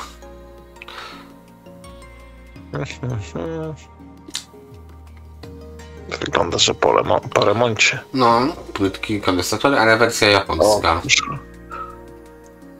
Wymieniono uszkodzony tranzystor końcowego stopnia na dobry, wymieniono rezystor, wymieniono wszelkie kondensatory, płyta zasilacza. No to tak, tutaj już poszedł też taki gruby ten. Jeżeli to wszystko prawda, to gruby serwis poszedł, więc stąd i ta cena. ESA 8800, 8800, no to chyba jeszcze nie mieliśmy. Więcej galek. To 8800 to jest uniwersum, nie? Chyba? Czy coś takiego? Wiesz co, no uniwersum na pewno nie miało tego wyświetlacza, tak, chociaż ostatnio żeśmy na forum tam pisali na temat tego uniwersum, tak? Już nie pamiętam tam... Któreś uniwersum jest po prostu pionierem. Ktoś pisał, że to Goldstar, ale skąd to się wzięło u Goldstara, bo no, Goldstar na pewno nie był taką... Pamiętam firmę Goldstar, to nie była taka płodna firma, żeby wypuściła sama z siebie coś takiego. Ona de facto robiła kopie i to takie marnej jakości, więc to na pewno to było coś co innego. Dobra, czyli tutaj tam miałeś końcóweczkę za 8500, to jeszcze Pram proponuje za 10 000. No i to już robi można się chwalić, tak? No i widzisz, Grześku, i tu masz coś takiego, tak, za niecałe 2 dychy, a tam miałeś, co tam było? 12,80, 19,50, już nie pamiętam, ten SX za 40 000. Oczywiście była cena do negocjacji i tutaj teraz taka rozterka przychodzi, tak? Aha, czy jednak nie wolałbyś zestawu. Tak, no tutaj też jest do negocjacji, więc zawsze trzeba. 9800, dobrze, tutaj ten lampowy znowuż mamy. Takie lampa po renowacji, no. I kto jest królem ceny u Pioniera? Czy tu już się skończyły? Skończyły są zestawy Urushi, no. 14 500, najsztaniej w sumie. No zejdź na sam dół, zobaczymy, czy coś nas jeszcze zaskoczy. O, dobra, M5 dwie. 2 monobloki. 17 500. Nadal taniej. Nadal taniej, tak, niż tam 40 000, No, więc... i do tego masz przewymakiwacz za 17. No masz. I tak ci zostaje na waciki. Zawsze trzeba mieć chłodną głowę i przekalkulować to, pomyśleć, co się chce, czego się potrzebuje. To nie jest czego dla wszystkich po prostu, nie? No, tak. To nie jest dla wszystkich rzecz, po prostu. Jak macie większe porty, no niestety w takim społeczeństwie żyjemy, że niektórzy mają więcej pieniążków, no to niektórzy mniej. Dlatego to jest taki rozstrzał cenowy, bo jeśli by mieli tylko bazowe napędy drogi, to myślę, być jak Ferrari, sprzedać za naprawdę grube pieniądze, dużo większe niż sprzedawali te drogie zestawy, żeby w ogóle firmę utrzymać. Zobacz, dzisiaj tak propos firm, które przodowały, czytałem coś, że Samsung troszeczkę, że tak powiem, nadyla na ostrzu brzytwy, jeśli chodzi o przychody, dochody. Bo Chińczycy ich dogonili już z technologią, a Samsung, no powiedzmy, ma ten flagowy telefon, tym rządził. Ale od ostatnich paru lat telefony praktycznie wyglądają tak samo. Było 14 stron, jest 25 stron. No dobra, czyli tutaj Olix już nam po prostu wyjechał od nowa. Tak, coś się tu popsuło chyba. Chyba tak, chyba zaczął liczyć od nowa po prostu, bo znowu mamy ceny tam za 150 zł. Już nam jakieś piloty wychodzą, jakieś takie te Tak, tu już się robi burdel po prostu. dziadowskie wieże. Zobaczmy sobie jeszcze Pionier. Tutaj Pionier, zestawy. Zobaczmy zestawy. Są zestawy. Wieże. Dobra, wieże. A troszeczkę dłuższy odcinek, nie zaboli. Pionier. Tu może być ciekawie. Co tutaj jeszcze? Zestawik 14 No i tysiąca. tutaj widzisz, Urushi nam z powrotem wychodzi tam, co to było? 14 Znaczy ja już to po prostu specjalnie naszykowałem wcześniej, no ale no powiedzmy jest tutaj już jest coś takiego, co rzeczywiście cieszyło. Myślę, że dźwiękowo raczej tego nie spierdolili. Ładne, po prostu ładne. Tu mamy dwa monobloki, zdjęcie jak za 17,5 tysiąca, całkiem konkretne. No tutaj widać parę złotych pan wyłożył na to. Dobra, tutaj koniec z tym. Ramp. No proszę, ładne zdjęcie. To mnie ciekawi, bo tutaj za 55 koła jest wyprzedaż. Revoxy są. Kolumn trochę jest. Czerwin wegi są. A to garaż jakiś, tak. Inwestycja. Albo na paletę i na złom. Nie no, nie można walić tego w czambu, tak? Co to no, są? Kefy, ładne kefy. Kefy, tak, no to właśnie. No tak, ale tutaj, no i to jest pytanie, czy to jest już zbieractwo, inwestycja, czy po prostu, to raczej zbieractwo, ukośnik inwestycja. Nie, to jest zbieractwo. Zbieractwo, które w pewnym momencie przychodzi ta chwila, kiedy trzeba to upłynnić, tak? Większość ludzi wystawiałaby to osobno. Człowiek, podejrzewam, nie ma ani sił, ani chęci wystawiać tego osobno, więc że może połowa działa. Nie są potrzebne tak pieniądze, tak? Połowa działa, sfotografował wszystko jak jest i no, bo to za pół roku może za rok się sprzeda. Może nie chcemy pana tego obrazić, bo tutaj na pewno ktoś by znalazł coś dla siebie. Proszę, Luxman ładny stoi, Pionier, jest tutaj naprawdę sporo takich rzeczy, na które ja bym chętnie położył rączki. Na górze też jest chyba Pionierek był, no, tak. Tego jest dużo więcej, natomiast no właśnie kwestia tego, że tutaj ja przynajmniej widzę częściowo oczami wyobraźni, ile to jest pieniędzy do wyrobienia i ile czasu, żeby doprowadzić to do stanu użyteczności. I to mnie boli przede wszystkim. No ale to tak często jest przecież, no to od tego chyba żeśmy zaczęli ten odcinek właśnie. No to od tego zaczęliśmy, na tym skończymy właśnie, że to jest dużo różnych rzeczy, po prostu takich bolesnych. Dobra, zestawy. Robimy ceny najtańszej. Dubsko już boli, co od siedzenia?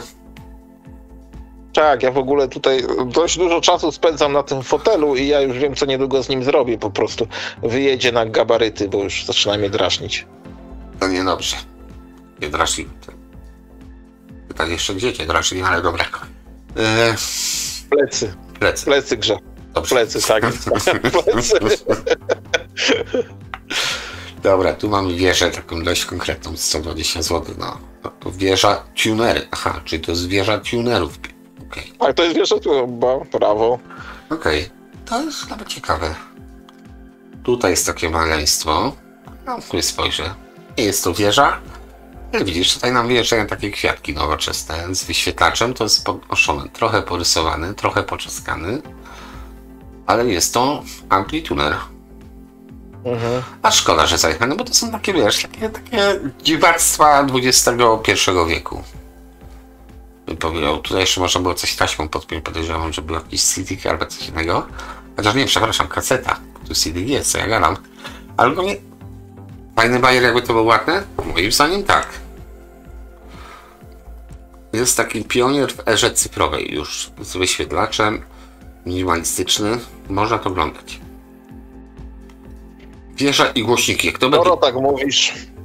No. Znaczy mnie to ciekawi, bo to mimo wszystko one, te niektóre rzeczy z 2000 lat, nawet te wyższej klasy, one mogą być po prostu dość drogawe trochę, prawda? Z racji tego, że ich jeszcze mniej sprzedano, bo rynek już był w pewnym sensie nasycony innymi. I de facto tutaj te 2000 lata, te najbardziej dziwaczne rzeczy, które kosztowały samochód w tamtym czasie, mogą stać się takim instant klasykami, nawet nie kończąc pewnego wieku w tym wypadku. Szczerze mówiąc, wątpię, żebyśmy tu jakiegoś klasyka znaleźli, jak tak, to widzisz, że się chce. Ale przeglądamy proformę, wszystko to wszystko. Zróbmy to w jednej części, a nie później, dlaczego nie zrobiliście zestawu? No bo tak. Więc patrzymy tutaj już z ciekawości sobie. Myślę, na co spoglądam. No przecież to jest jakaś zbieranina grzechu. No dwie zbieraniny w sumie, ale no.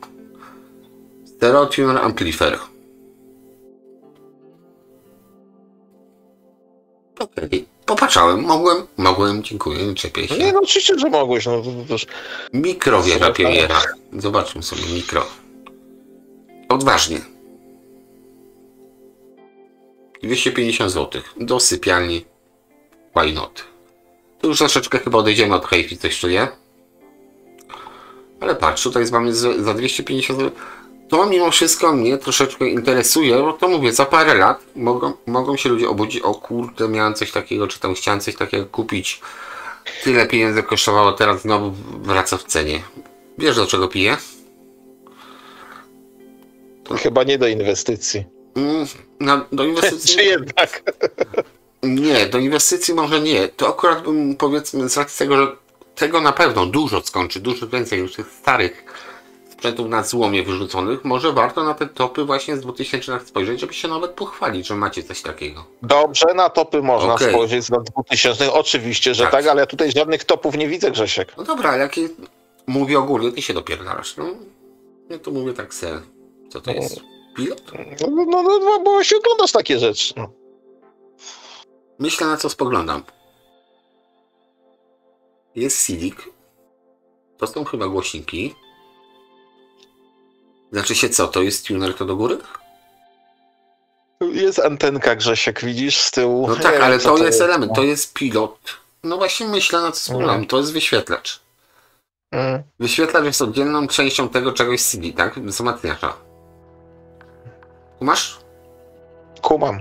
To zrób kum. Szybciej zacnę niż ci zrobię kum. Tak usłyszę.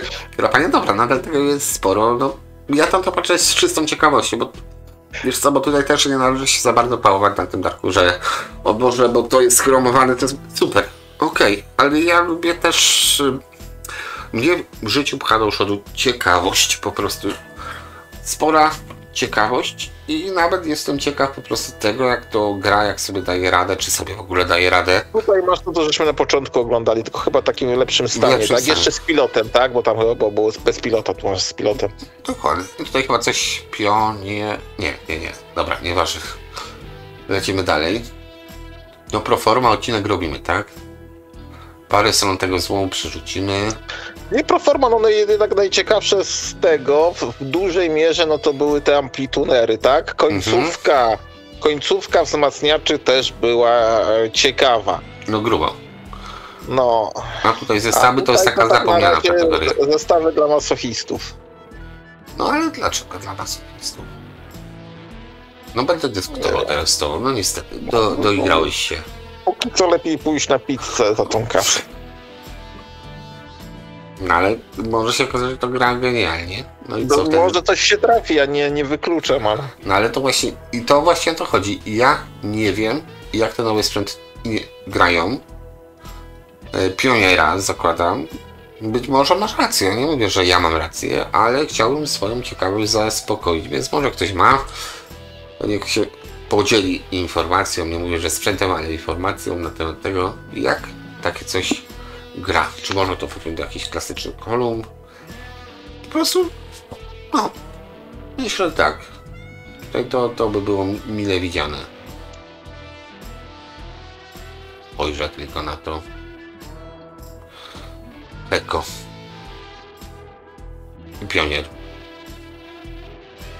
Tutaj to tak wygląda dość... Ale fajnie, że są dwie płyty. Zmieniarka, nie zmieniarka, nie? Jakieś po prostu takie kieszenie być może, nie? No, takie segmenty, nie segmenty, tak? Wszystko niby jest. Mini wieża, ładnie z tymi kolumnami spasowane. I w sumie jaki to jest koszt 550 zł? No, tutaj już bym mógł się zastanowić. Jakby znaleźć miejsce oczywiście na to. No, tak. No. Regał w drodze numer 2, więc zobaczymy, może coś się uda. Tymi oczu nie zamydlisz ty. Próbuję, będę próbował, w końcu się uda. Tak. Nie poddaję się tak łatwo. No zestawy, no tutaj mamy zestaw, no Pionier 750 zł, czyli mamy 508 już teraz na pamięć i tuner, to chyba było wcześniej też. Uniwersum, a propos tego Pioniera widzisz. I mówimy o Wilku Małpach, jak to wali o Uniwersum. Mowa tutaj na pewno będzie wspomniane w opisie, że jest to po prostu Pionier bez napisu Pionier. Zerżnięty na linie elegancko w środku. Bardzo. Ok. Patrz, to mieliśmy czy nie? Nie mieliśmy tego. Zestaw. Ty masz takiego klasyciaka z tej serii, prawda? Ale ja mam chyba najwyższy model, czy tam drugi od góry. No, tak? tu masz jeszcze tuner i masz wzmacniacz do zestawu. I już w zestawie by ten twój drugi od góry ładnie wyglądał. Być może bez kasety pan sprzeda taniej, no bez celuszy i dupek. Czasem warto sprawdzić po prostu te takie kategorie, które tutaj oglądamy, te takie no, na zasadzie właśnie zestawy. Bo czasem ktoś zamierzenie lub nie po prostu wrzuca do tych zapomnianych przez Boga i ludzkość kategorii coś, co może się okazać fajne. Nie mówię, że to jest reguła, ale warto tak przejrzeć sobie po prostu na spokojnie, czy coś się nie trafi. Co to jest, cholera. No i co? No teraz powiem, no słucham cię. Ale powiększ mi, bo ja nie widzę. No, powiedz, nie widzisz, no. Czy to jest brzydkie? Czy to jest co? Czekaj, niech się przejrzę, bo... No, ten się rozpali jak turecka ladacznica rozwalona i ten tam ględzi sobie pod nosem coś. Tu jest nawet klapka otwierana chyba.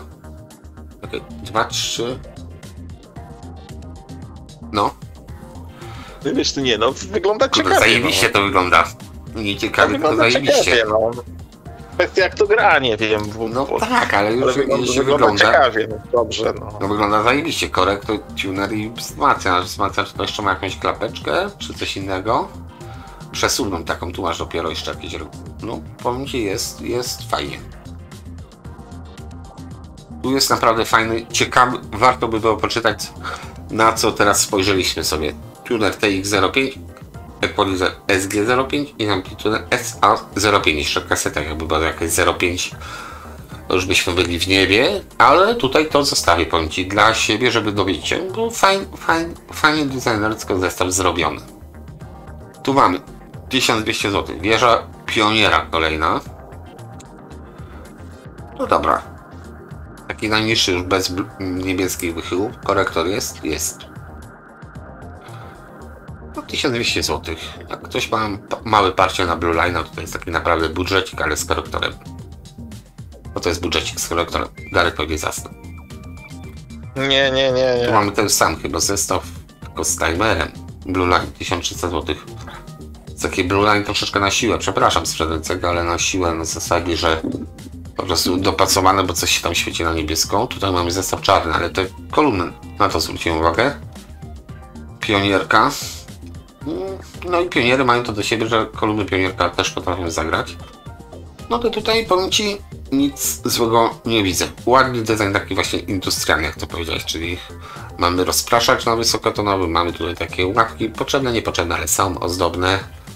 Okej, ładnie to wygląda. I jest pilot, proszę pana. To jest ten szybszy.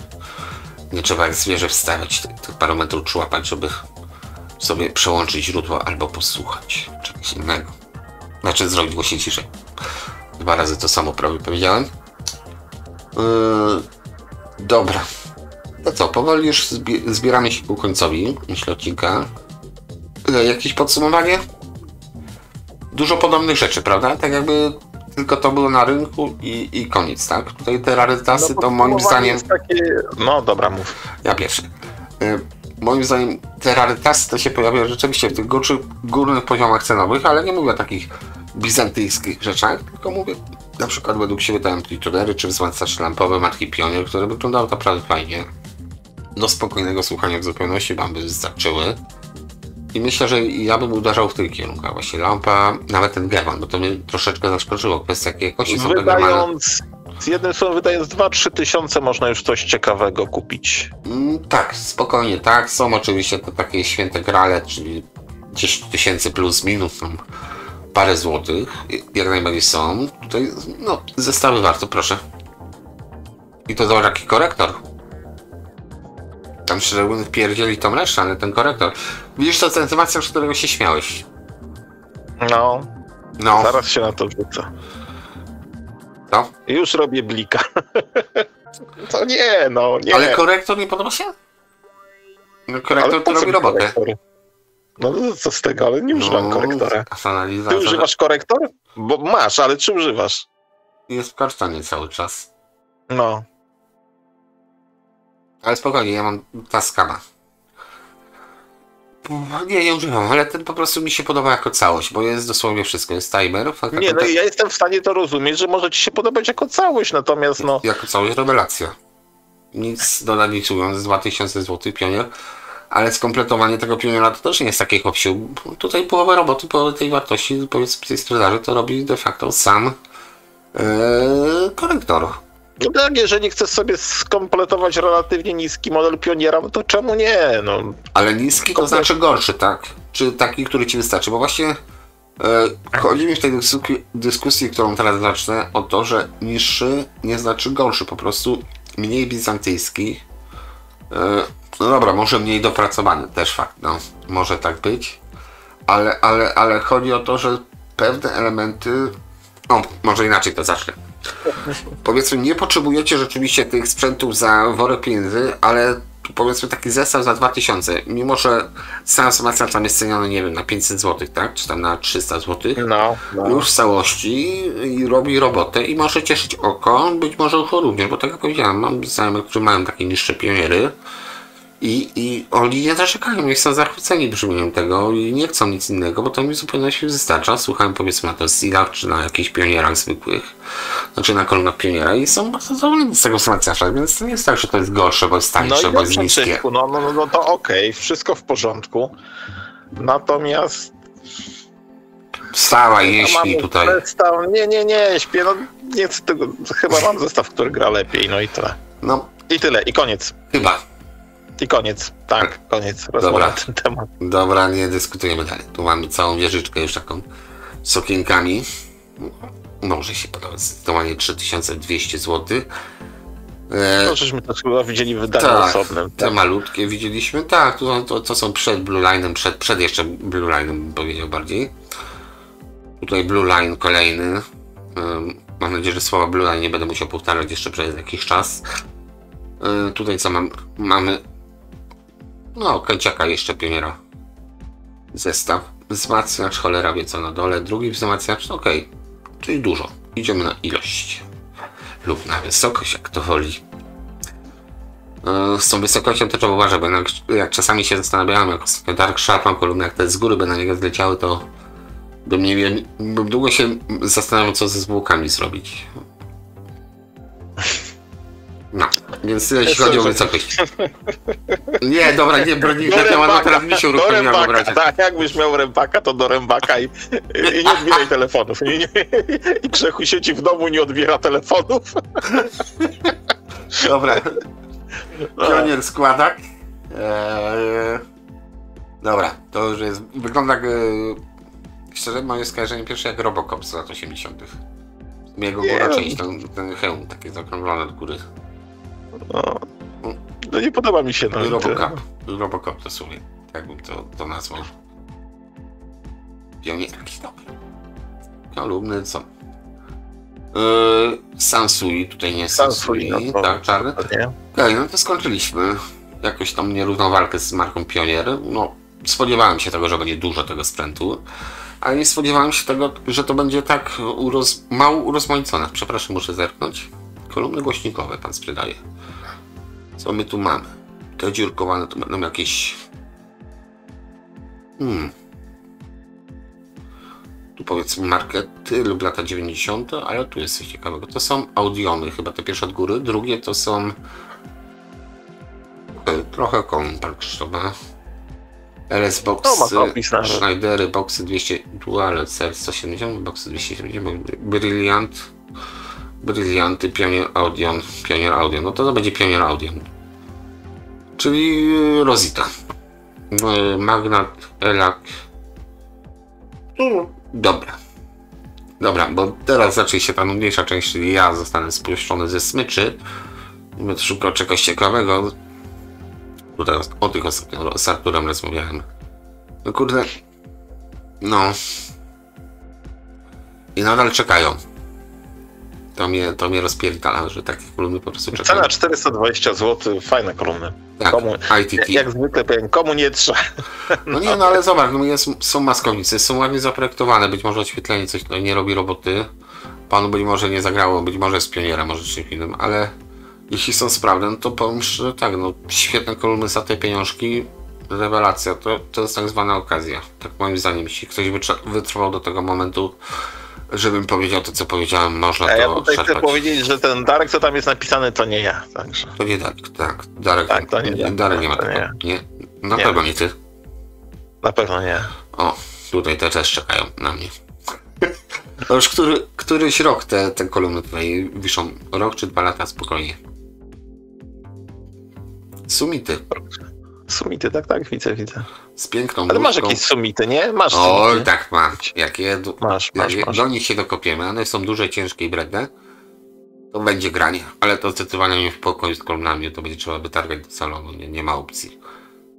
Och, teraz mi się przypomniał i doważał. Dobra, takie na zakończenie dla wytrwałych. Może te ITT, no...